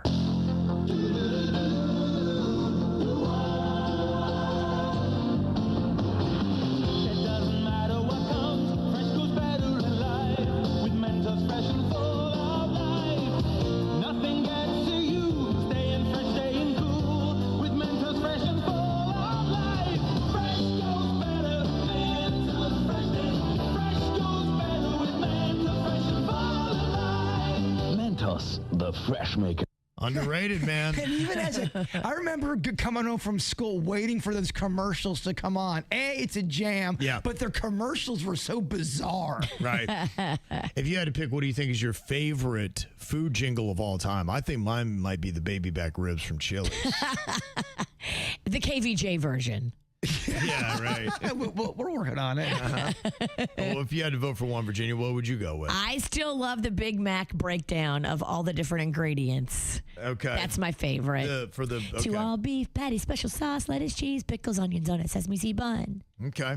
What about you, Jay Bird? What would you go with? I want to sing the Stouffer's French bread pizza song again, but I won't. So I'll go with the Big Mac filet of fish, quarter pounder. As a kid, I remember me and my sisters wrote down every word and tried to memorize that. Okay. Got to give Denny's a vote here, too. If you had to say.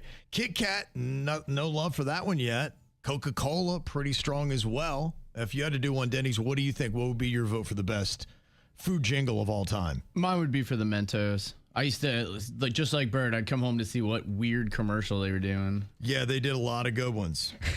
I just loved how they'd either sneak into a concert or they'd, somehow beat authority, and the authority would always be like, you got me, you little scamp, you got me. You little fresh maker. Yeah. There are a couple that we didn't mention that people think at least deserve an honorable mention. Do you remember Sprite had a jingle? Do you remember what it was? No. I like the Sprite in you. Oh, yeah. Okay. That was theirs. Not as strong as Coca-Cola. Yeah, the Coke with the cult song is pretty good. What about Folgers? Anybody remember that jingle? Folgers, crystals in your soup. Or, not soup. No, I don't remember that one at all. Crystals in your That'd be cup. terrible. What are you feeding these people? Poison soup? Yuck. I think it's cup. Coffee-flavored soup. Oh, isn't that delicious? Yum, huh?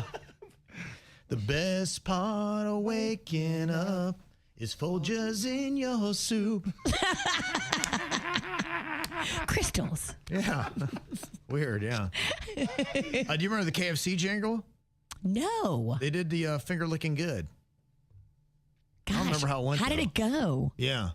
I saw somebody, this is the funniest. I saw somebody bought an old KFC and made it into a Mexican restaurant. And they took that big picture of the Colonel and just gave him a mustache, a poncho, and a sombrero. That's fantastic. I can't believe they got away with it, because you would think KFC would be like, no. I almost peed myself laughing. That might last a week. Unless KFC is asleep at the wheel. I think, unless you knew it was KFC, you wouldn't put it together, because he just looks like a Mexican guy now. That's funny. Do you remember the Rice-A-Roni jingle? Rice-A-Roni, the San Francisco treat. Bam, got it. And what about Klondike? Do you remember Klondike? What would you do for a Klondike bar? Yeah, that's right. Okay. All right, some other good ones. Honorable mentions. Klondike, not the best ice cream bar. Like, where's the stick? What's going on here? Also, too, it gives you that thing in your throat where you feel like you eat fiberglass. I don't know, man. It's got like a fiberglassy. I'm with V on this. Not feeling it. It's.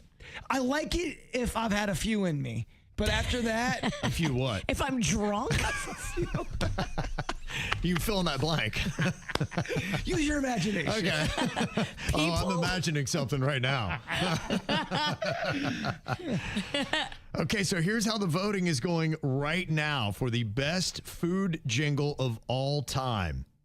The ones that are not going to win, sorry, Denny's, Mentos the Fresh Maker is stuck back there at 8%. Wow, I'm shocked. The McDonald's menu, where you roll through everything, not doing any better. It's at 8% as well. The one that jumps up is the Big Mac jingle, where it goes through all the ingredients that they have on the Big Mac. Oh, and it makes you want a Big Mac, too. Yeah. What about can't get enough of golden sugar crisps? The golden sugar crisps are good. Did you just make that up? Soup. I got cereal. The cereal's good. Good cereal. It's great. You're going to love it. No, can't get enough great. Sugar. All right. That sounds like write a jingle in a half second. Go. Please, somebody know what I'm talking about. You're close to it. You're dancing around it. Is it the Smacks? Can't get enough of sugar, golden crisp, all the best. No, it's not. Sounds like a side effect of doing drugs. Got a terrible case of the Smacks. Oh, here, have some of this coffee soup. Do this drug, you just walk around slapping yourself. No, the one that people are saying by far is number one best food jingle of all time. It got an amazing 65% of the vote. I want my baby back, baby back, baby back, baby back, baby back, baby back, baby back. I want my baby back, Chili's baby back, baby back. I want my baby back, Chili's baby back, I want my baby back, Chili's baby back, I want my baby Chili's baby back, barbecue sauce. There you go. That's it. That's it. That's right. Get it through there. That's what you needed. Yeah, number one, and by a lot. It's fun. Yeah, I got to tell you, because everybody can join in on that. Pretty impressive stuff. Well, thanks for the votes. Always jump on to YouTube, look for the KVJ Show, subscribe, and click that like button if you want. Ow! There's a lot of dumbass criminals to talk about, baby. It's the whacked out news. People breaking the law. Ha ha, fighting in the nude. Ha, drunk people pooping in the street. Ha ha, it's the whacked out news. So many people on meth. Ow! Well, never since O.J. Simpson have we seen somebody who cared so much about their likely deceased wife as Brian Hooker. I mean, this guy went all in, and he told you his missing wife, Lynette, who supposedly was washed away by these rushing currents in the Bahamas from their dinghy, and he couldn't do anything about it. Even though she's been gone for coming up on 2 weeks, he will not stop looking for her. My goal is to go back and speak with the Hopetown Fire and Rescue volunteers, the search and rescue volunteers. They have been, I believe, still looking whenever they can, even while I have been detained by the Royal Bahamian Police Department. See, it's their fault. If they wouldn't have detained him, he could have been out there looking so hard and would have done such a better job than all of them would have done. Is he putting it on a little bit too for the camera? No, he's definitely got, the sad, soulless face. The somber voice. Yeah, somber voice here. And in a sense, I think in a way, he's kind of saying, hey, if you guys hadn't detained me, this knucklehead theory that you think I had something to do with my wife's disappearance, then I probably would have found her on my own. Well, so what the heck are you doing? Her family is most suspicious of you, Mr. Hooker. That's kind of irrelevant right now. So the police were just doing their job and detaining the guy that they thought murdered his wife. That's how police work goes. He wanted to go out and try to find her and make sure he finished the job. I mean, he wanted to go out and try to find her and bring her back. Sorry, that was a Make slip. sure that anchor is tied on real tight to her torso. I just want to make sure that didn't slip loose. I'm not good at knots. I was speaking with a volunteer the day that I was detained to go out on one of their boats. They were going to take off work and take me searching some more areas. I won't be able to stop looking. He won't be able to stop. You want to keep looking for Lynette? I'm going to need somebody with more authority to tell me to stop. The man's clearly broken up, and he is determined he is not going to stop looking. I don't know. If I was missing and one of y'all answered back, like, are you going to look for Jaybird? And I hear you guys go, kind of with a pause. I'm like, are you guys going to actually look for me or what? Yeah. Well, he's not going to stop looking, right? I won't be able to stop looking. Okay. He will not be able to stop looking. The next thing he did, he got on a plane and left. He got home? Yeah, he went home. Well, she's not on the plane, and she's definitely not back here in the U.S. He didn't check his house back in Michigan. Wow. So, yeah, he said, I won't be able to stop looking, and assured that his sole focus was finding his wife. And hours later, he booked a commercial flight out of the Caribbean. The reason, he said his mom is very ill. So, unfortunately, even though Lynette is still out there somewhere on a deserted island or still swimming in the violent currents of the Bahamas, he's got to go check on Ma. And then, of course, he'll be back. And just like OJ looked on every golf course throughout California and South Florida to try to find the killers, I'm sure Brian Hooker's not going to give up. Brian Hooker. He's not going to give up. So you got to trust in Brian Hooker, right? No, we do not. I don't know how you feel about this, but a federal jury has just awarded $300,000 to a California woman after finding Carnival Cruise Line partially responsible for serving her excessive alcohol before a serious fall. 45-year-old Diana Sanders, a nurse from Vacaville, received at least 14 tequila shots over 8.5 hours during a January 2024 voyage. Sounds fun. Right. This one took out of Los Angeles, but it was a Miami jury that determined Carnival was 60% at fault, while Sanders bore 40% of the responsibility. What? How is it that the person who serves up the alcohol is more responsible for you becoming a drunken, falling down drunk than you yourself who controls what goes in your mouth? Who was on this jury? A bunch of knuckleheads? Carnival is going to appeal. And these are the kind of lawsuits that make all of life a complete nightmare, because these companies know, and I don't blame them. They realize, sorry, we got knucklehead judges, and we're going to be found more guilty than the person who actually brings on all the problems themselves. And, you know, honestly, what it's probably going to do is she got one of those all-you-can-drink packages. I have a feeling that if this sets a precedent and they wind up losing, those are gone. Be like, we can't do those all-you-can-drink packages, If this bitch ruins the all-you-can-drink package for the rest of us, I think she's going to. I think we rise up. Yeah. I've always wondered that, though. That's got to be stressful as a bar owner or any kind of owner that serves alcohol, because somebody could act like they're fine. They have 9 drinks, get in a car, and kill somebody. Is the bar responsible? I've heard different answers for that. To me, I believe you need to hold yourself accountable. You need to be responsible. That's why my mama beat my head. She's like, if I ever tried to blame anybody else, she's like, no, you eat all this. You made the choice. You put yourself in that situation. You're taking all this. And here's the other part. In this judgment, they realize that Carnival encourages alcohol consumption, and they have too many bars throughout the ships. So what this will mean is they'll have to then, anybody who drinks, you'll have maybe one bar and you got to walk half a mile to go get a cocktail. Less bars, less drinks. This is not good. What kind of country are we in? It happens because of one moron who drinks too much and can't take the blame herself. Thanks, hon. You're ruining it for the rest of us. Yeah, so that's what you're probably looking at. Hopefully on appeal, they'll win, but these are the kind of things that drive me crazy. Take responsibility for yourself. Amen. When you mess with our alcohol, then you see the anger come out. That's right, you do. KVJ rises up. I guess it's deemed to be unprofessional, and that's why it's a story, but there were airline pilots that were over a live aviation radio frequency at Ronald Reagan Washington National Airport, and they thought that this back and forth was not professional for pilots. You guys need to be professional pilots. Meow, meow, meow, meow. I don't know.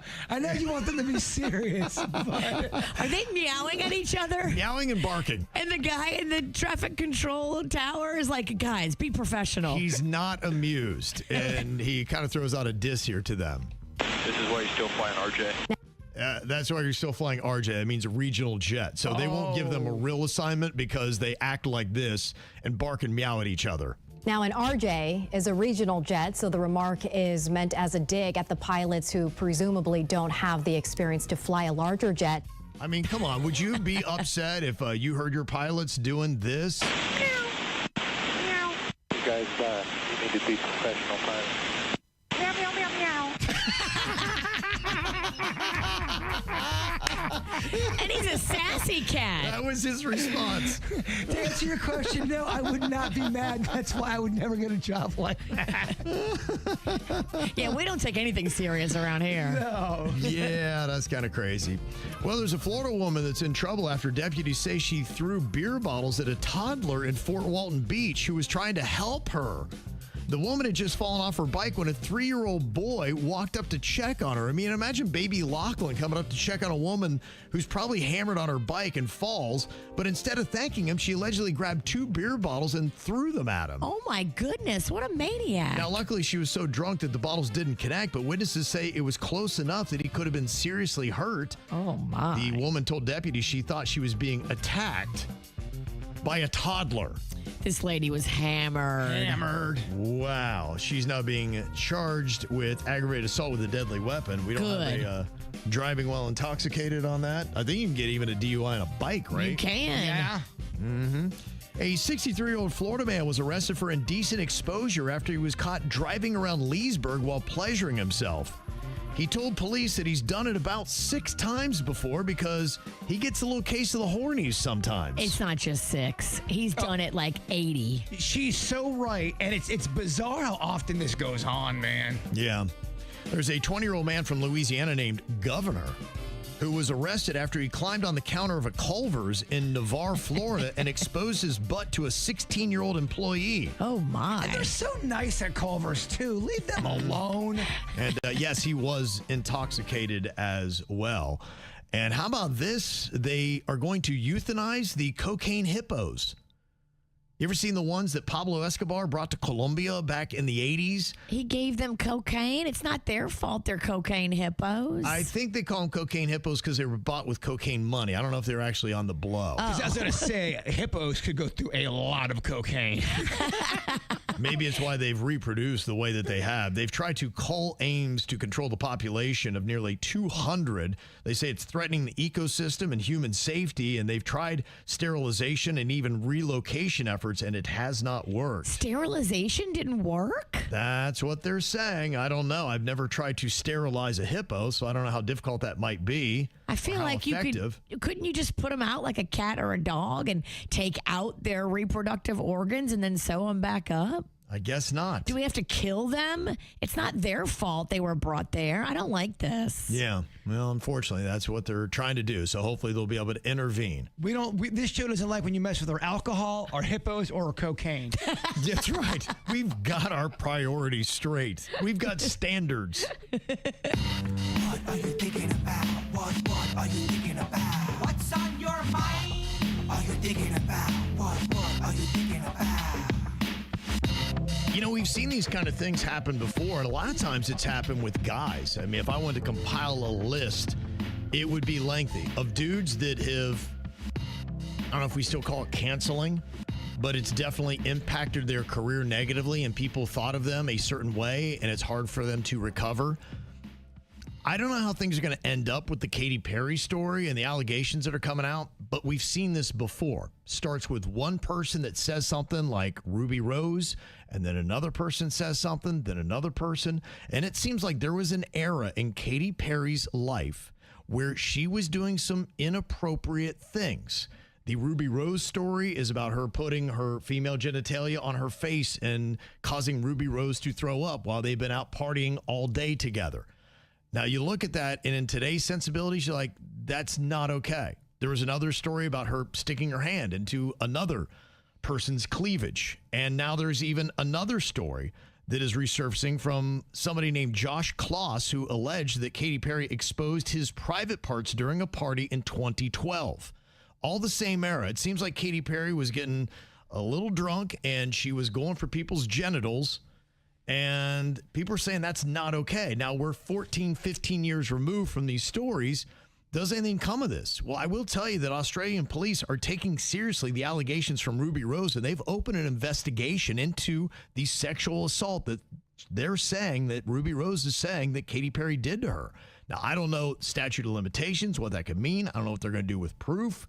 But we have kind of seen this story happen before, where you get a little story and then all these other stories start coming out of the woodworks. And if she had 2 or 3 or 4 or 5 years where this was kind of her thing, where does that put Katy Perry? And how do we treat that? Do we just say, that was a long time ago, that's not who she is, she's forgiven, it was a bygone era? Or do we say, no, that's not cool, and we've not heard anything from her, and she hasn't gotten to the point yet where she said that they're all lies, not true. But when more and more people come out, it's almost like when a celebrity does that, people go, no, I wasn't going to say anything, but since you're trying to tear down that story, I got my own story. Right. And I know mine is true. The floodgates. Yeah, so I don't know how many stories we might have come out, and this is definitely premature, but I'm just saying, let's say that we find out that 5 or 6 or 7 of these stories, I mean, if it's true what she did to Ruby Rose, is there anything cool about that? I mean, would we allow that? No. Here's what's going to end up happening, and here's what typically does happen, is when it comes to Hollywood or any big corporation, they're not going to touch you anymore.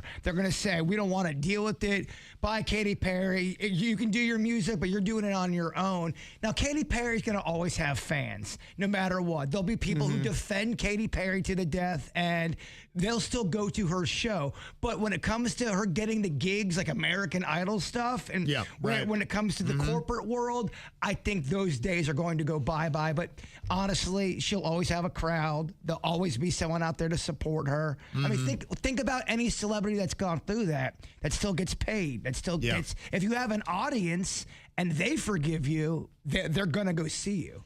That's just the cold facts of it. I think this will definitely be detrimental to Katy Perry ever having another massive pop hit to the caliber of what she's had in the past. Thank God. I think that part of her career was already kind of winding down a bit. It seems like she was struggling a little bit more. I mean, she really hasn't. Her last banger, maybe Dark Horse, right around that era, and we're talking 12 years ago. So she's gone about a decade since she's had that massive top 10, number one song. You're whatever. not counting that female anthem?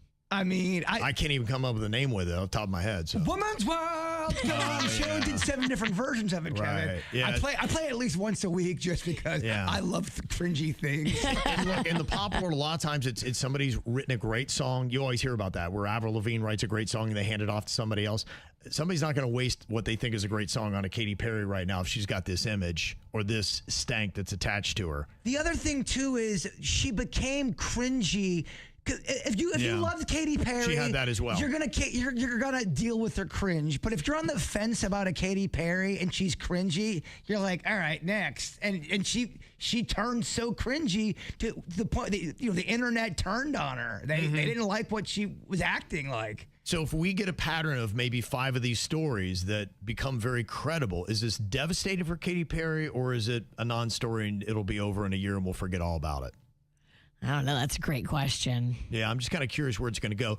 I think to Jaybird's point, it could affect some moneymakers for her, whether they be endorsements, whether they be TV shows like the American Idols, or whether they be residencies as well. If she wanted to do a gig at the Sphere, they may be like, she would be best served laying low. She is right now. Don't say anything. Don't call these allegations false. Stop commenting and just be quiet and see what happens. Well, look at just even the stand-up world. How many stand-up comedians were on an unbelievable career path, and all their dirty secrets came out. Now they've got their audience and they can sell out comedy shows, but they're not getting that Netflix deal. Well, the thing about it is, like, look, I think when these kind of situations come up, there have been some guys that have been kind of railroaded from this, and it'll be interesting to see how we treat a woman if she has some of these kind of allegations coming out. Will we be like, It's like the first time, though. Lizzo got called out. Like, this is it. Lizzo was just on stage performing, and people were going nuts. But I don't think she has the same level of what we're talking about with Katy Perry. She's got stories. Lizzo had to go away because she had some... Hers was what? The...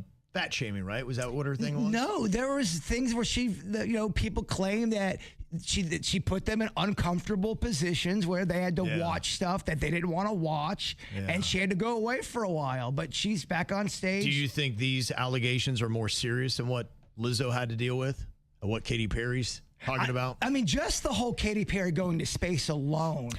I don't think Lizzo put her hoo-ha on anybody's face. Right. That's pretty intense, if that's true. But I'm just saying, go read back on some stuff. There was definitely a lot of heat on Lizzo.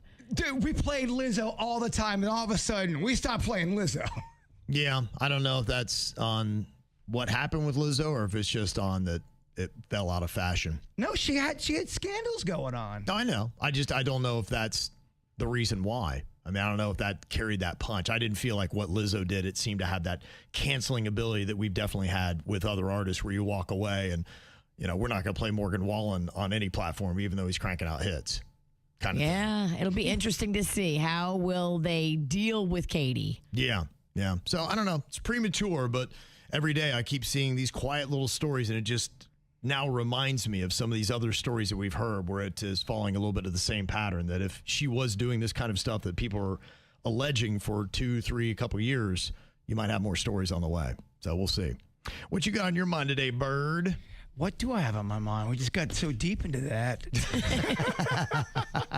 I wrote it down, I swear. What's on your mind, Virginia? You go next. There's a wonderful benefit that's going to be happening tonight, and I am so excited to tell everybody to come out and join me for happy hour at Nico's. It's a bar right there in Abacoa. It used to be Brick and Barrel. Now it's Nico's. And Magnolia had a friend up at FSU, and I'm putting his picture up right now on KVJ TV. His name was Caden Ingram, and Caden was out doing like college kids do, and one of his friends gave him a pill that he thought was a Xanax. He took that pill. It was not a Xanax. It was fentanyl, and Caden is no longer alive. This beautiful, thriving, strong, young college student that was barely in college, had only been at FSU for a short time, passed away because someone gave him a pill that said Xanax on it, and it wasn't a Xanax. It was fentanyl. So his parents has started a foundation, and what they do is they give scholarships to other kids that want to go to college, and they spread the word about what happened to their son. They are a beautiful family right there in Jupiter, and they are doing beautiful things in their son's memory. So if you're around looking for a great happy hour tonight, come join me at Nico's in Abacoa and help support the Caden Ingram Foundation. Okay. That's a tough story, man. It's a very tough story, and it makes me want to cry just thinking about it. Because, like, he just thought he was taking his Xanax and going to bed. Yeah. He was literally in his apartment, took his Xanax, thought he was going to bed. And it was not a Xanax. And now he's, I mean, so young, so strong. So, like, it could happen to any of our kids. It's a real conversation that we have to have with our kids, because the pills that are out there are not like back in our day where you took a Xanax, it said Xanax, you knew it was Xanax. It's not like that anymore. You're right. It's scary. Okay, overdose death. Jaybird, you're up. Jaybird, what's on your mind? Follow that. I will. I'll go a little bit lighter.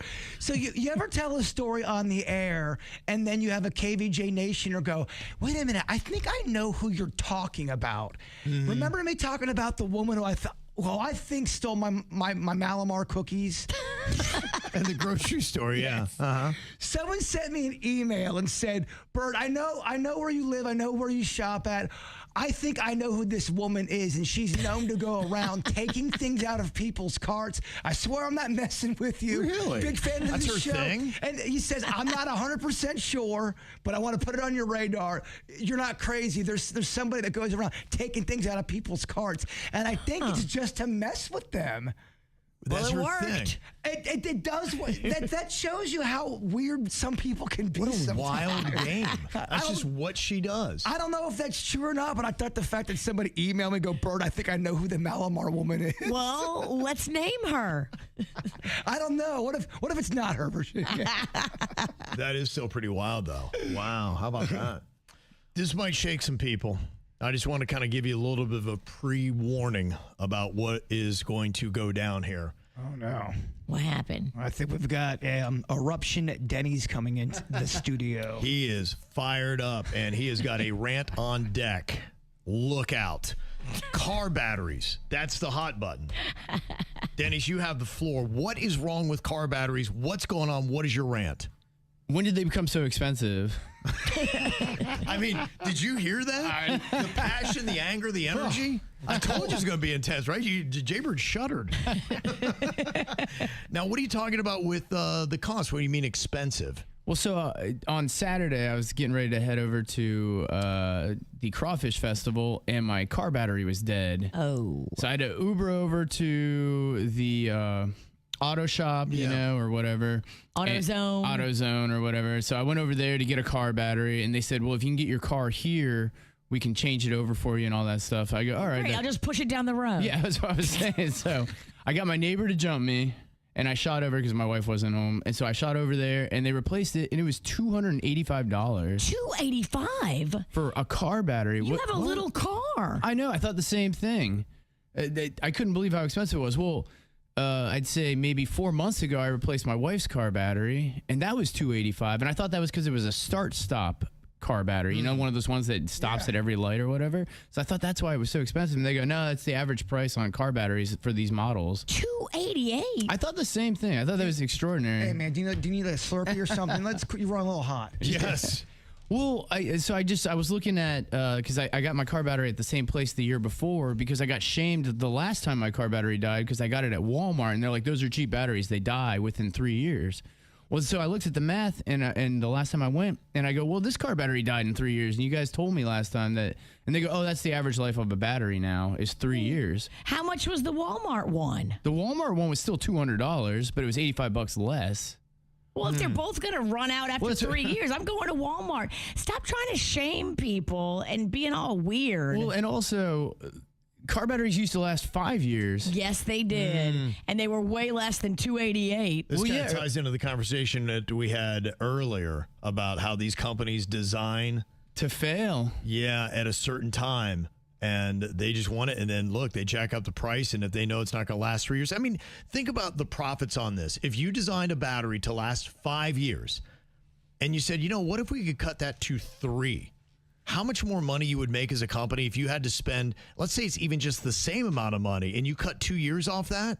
I mean, over the life of somebody who drives, that's going to be a substantial amount of money for that company. That's a ton of money. Yeah. I Googled it, and it said, based on the make and model of your vehicle, expect to pay between $100 to $160 for a standard car battery. You would think. But if you have a premium AGM type, it could be more like $250 to $300. I looked all over this. The battery for my car, no matter what, even if I go to the dealership, is $250 or more. Why? I don't Is it some know. fancy kind? No, it's not. I don't get it. Same with my wife's car. It's the same exact thing. Everyone, I go because I find those $130 batteries, but none of them ever fit any car I own for whatever reason. And they used to be. It was $120. It'd last 5 years. Now they're $280 and they last 3 years. And the guy goes, well, if you live in Florida, you should know that they only last 3 years. That's how it's always been. I go, really? I've lived in Florida for a long time. I've never. They spin you around and they tell you something like that and they talk down to you like you're an idiot. It's crazy. You got to flip the script and threaten to fight him. The next one I'm going to go back to Walmart and get. It's just honestly, it lasts 3 years. I just got one for my dad. Got it for me during my surgery. You can have it. I'm not even driving my Jeep right now. Yeah. take the battery. I just feel like every time I go there, the time is less that it lasts, and the cost is more. Go back to the cheaper place. That's what I'm going to do. Well, so I was trying to go there just to buy it and bring it back to my house. It sounds like he needs to pump some iron, though, get some of this out.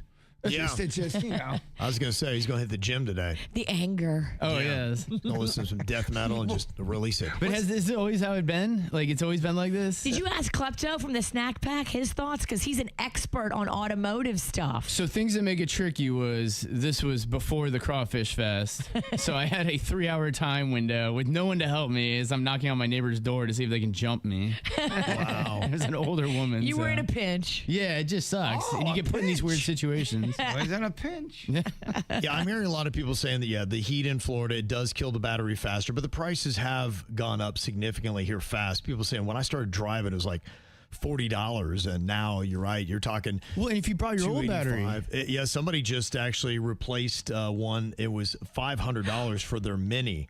It says, probably because they have to remove cowling to replace it. But imagine spending $500 to replace your battery. Oh, my God. Well, it's just, what happened? Yeah. What the hell happened? I mean, in a 6-month period, I spent $500 in batteries. That's crazy. It's only going to last 3 years. That means in 3 years, I can spend another $500. Yeah. Just if you're lucky. Alternators are $1,000. It's like, should I just get a new alternator? Alternators are, as soon as they say your alternator is gone, I'm like, okay, that's at least $1,000. It is. It's $1,000. I looked at it. Yeah. It's almost like a nightmare. And I hear this story almost like every other day where somebody be like, I haven't gotten one in a while. Do you know what the price of blank is now? I mean, I'd love to hear what people have because I'm hearing this story all the time. Do you know what the price of blank is now? And it's usually the product you haven't had to buy for 2 or 3 years. And then you come back and you're like going, I haven't bought one in 3 years. When did they get to be double or triple the price? It's double the price and it lasts 40% less? If I told you about the prices of ketchup, Kevin, you wouldn't sleep tonight. Oh, man. So I had to quit it. It's terrible. Ketchup's gross. Yeah. It's expensive, though. It's really gotten expensive. Yeah, there's a lot of stuff. Denny's just ranting a second ago and got us all upset at the price and now short life of car batteries. $285 he paid. Somebody said I replaced my car battery late last year. Used Costco. They had an Interstate brand for $139. People got to stop telling Denny's these deals and stuff. It's starting to get to them. Yeah. I don't blame him. I mean, $285 is pretty crazy. And a lot of people are saying, yeah, you get a 3-year warranty, but it does seem like they last less time and then they cost more.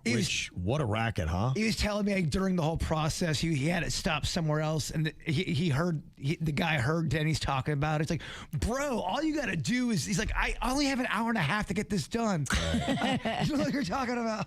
Well, when you're talking about something you don't deal with, like I have these kind of things that come up too, where I don't deal with something for 3 to 5 years. And by the time it comes back up again, I don't remember anything I ever did with it. It's like starting all over again. Like, what were the rules? How did I deal with it? Who did I go to? How much did I pay? You can't even remember after half a decade. Oh, and you have a good memory. Trust me, with my life, oh my gosh, I don't even know how I have a house right now. Yeah. It is a lot. Well, somebody said, yeah, there's a lot of products. You just fill in the blank. I remember when it cost this, and you turn around and be like, wait, this costs what now? Somebody said Doritos. Just ask Walmart. Because, yeah, they cut the Doritos saying they got too expensive. You're like, whatever happened to the cost of that? Just out of nowhere. Super expensive. And if you don't have a Costco card, Panda has one. I'm sure he would be happy to take any of us and Denny's and any listeners. Are you guys smuggle people into Costco? We'll go in bulk. Yes. Can we bring in 18 people on one card? Do you guys have a preference between a Sam's Club, a BJ's, a Costco? Panda's got Costco because he likes their gas prices. And I don't think he shops in there, but he does love their pizza, and I love their hot dogs. And that's what ends up getting me at Costco. Yeah. I'm wondering if people do that. It seems like it would be sensible, and you could, where if you had a group of friends, you get a Costco membership, and then you're like, hey, if you ever have things that you need. And one of the things we'd said, look, it was what? I think yesterday we were talking about with the grocery store prices. It's like 20% cheaper than Walmart, which is crazy. But the issue is that you have weird items, but you got to buy in bulk too. But if you had 3 people and you were sharing a Costco membership, you'd be like, okay, we all get this. Let's split it in a third. I love it. Yeah. I was walking in, cause I don't have a Costco card, but Twig from the snack pack does. And I'm not going to lie. I was walking around kind of with my chest puffed up. I felt like I was at, I don't know. I was deputized. We got to do what we got to do. We got to get some deals around here. Yeah, no doubt. I mean, poor Denny's. We're icing him down in the other room. Oh, he can't. I've never seen him like this. He's turning tables over. It's crazy. Punching the air. Oh, my goodness. Yeah. It's kind of a cool, sweet little story of a couple lovebirds, high school sweethearts. Kelsey and Wes Dixon planted a cherry tree back in 2007 when they were teenagers. And then they photographed themselves with it. And then they said, you know what, let's do it again next year because they were still together. Well, they then moved 3,000 miles away after they got married, but they continued every year coming back to make sure they maintained the tradition, including taking a photo after she got pregnant with Wes's baby. And in the same year that she gave birth to twins, her mother-in-law discovered something pretty cool. The cherry tree had sprouted basil shoots from its roots, essentially producing its own offspring, just like what they were doing. That's cool. She shared the story on Instagram where it really looked like it was having twins as well, and 48 million people have liked this post. Wow. It's kind of a cool little thing, huh? How they're connected to this one tree and they keep going back. That's adorable. It is, and it's all AI. No, I'm just kidding. It's not even real. I'm just kidding. You never know. And this story, I think, is really amazing, happening right here in South Florida. There's this homeless guy, Arnett Johnson. He's been sleeping on a Miami bench for about 6 months after he was released from prison. But the cool thing is now he's getting attention for a really good thing. He rescued a missing 6-year-old boy that he spotted wandering alone at night near Northwest 7th Avenue and 17th Street. Oh, my. He's looking around. He's not seeing anybody. He's like, hey, this is not good. So he calls the police and stayed with the child until officers arrived. Who knows what would have happened in that neighborhood? A lot of stuff could happen. It's a high traffic area on top of, you don't know that area. Thank goodness he was there. Now, the boy who has delayed speech told officers his mother had dropped him off and then left him. Police later identified the mother as Annie Rivera, a 30-year-old, after a school officer recognized the child from a flyer, and a witness said that Rivera and her son had been staying with her but went missing the night before, with Rivera returning alone the next morning. They arrested the mom, Rivera, and charged her with child neglect, and the child, who has been missing for hours, was turned over to the Florida Department of Children and Families. Oh, my goodness. But the story is really about what Arnett Johnson did. And I think a lot of times it's easy to dismiss some people that we have in society, but that's just really it. I think humans always have value. And, you know, even somebody may go, well, that guy is homeless. He just got out of prison. But look, there's a lot of good in him, and he did great stuff. And I love what he said, why he actually did this. I looked around for the parent, but I looked and I don't see nobody. You know what I'm saying? I'm just like, what is this kid doing out here this type of night? This was a good Samaritan that was sleeping in the streets and called us and gave us that information. You know, kudos to him. We don't know what could have happened to this child if he would have remained out in the street. Anybody would have done the same thing I did, you know? Mm-hmm. Well, Aw, good for cool. him. And that's what he says. So I hope that great things come to Arnett Johnson. So Amen. we had a story just yesterday where people had really stepped up, and they got the homeless guy with the dog, and they got him an RV and got him back on his feet, found a job at the pet adoption place, and maybe we can say the same thing for Arnett. He's right here in our neighborhood. If someone starts him a GoFundMe, we can donate. Be nice to see. Oh, I think people are going to do all that for him. It'd be nice to see. All right, we got more KVJ going to be coming up. You can check it out live. The after the show is going to be airing on YouTube, Facebook, Instagram, and Twitch. All here in about 5 to 10 minutes, but you can get it on demand on YouTube or Spotify anytime you want. Check it all out. We got it all there for you. Before we get to that, though, Bird, if you would, wrap us up with your thought for the day. It's inspired by the story you were telling us about the guy that called for the kid. Yeah. So you don't lose when you fail. You lose when you decide the story ends there. Yeah. Okay. Right? Is that plays? Is that? Yeah. Call your parents. Tell them. I'm over here thinking you nailed it, Bird. Yeah, nailed it, bam. The KVJ Show on 97.9 WRMF.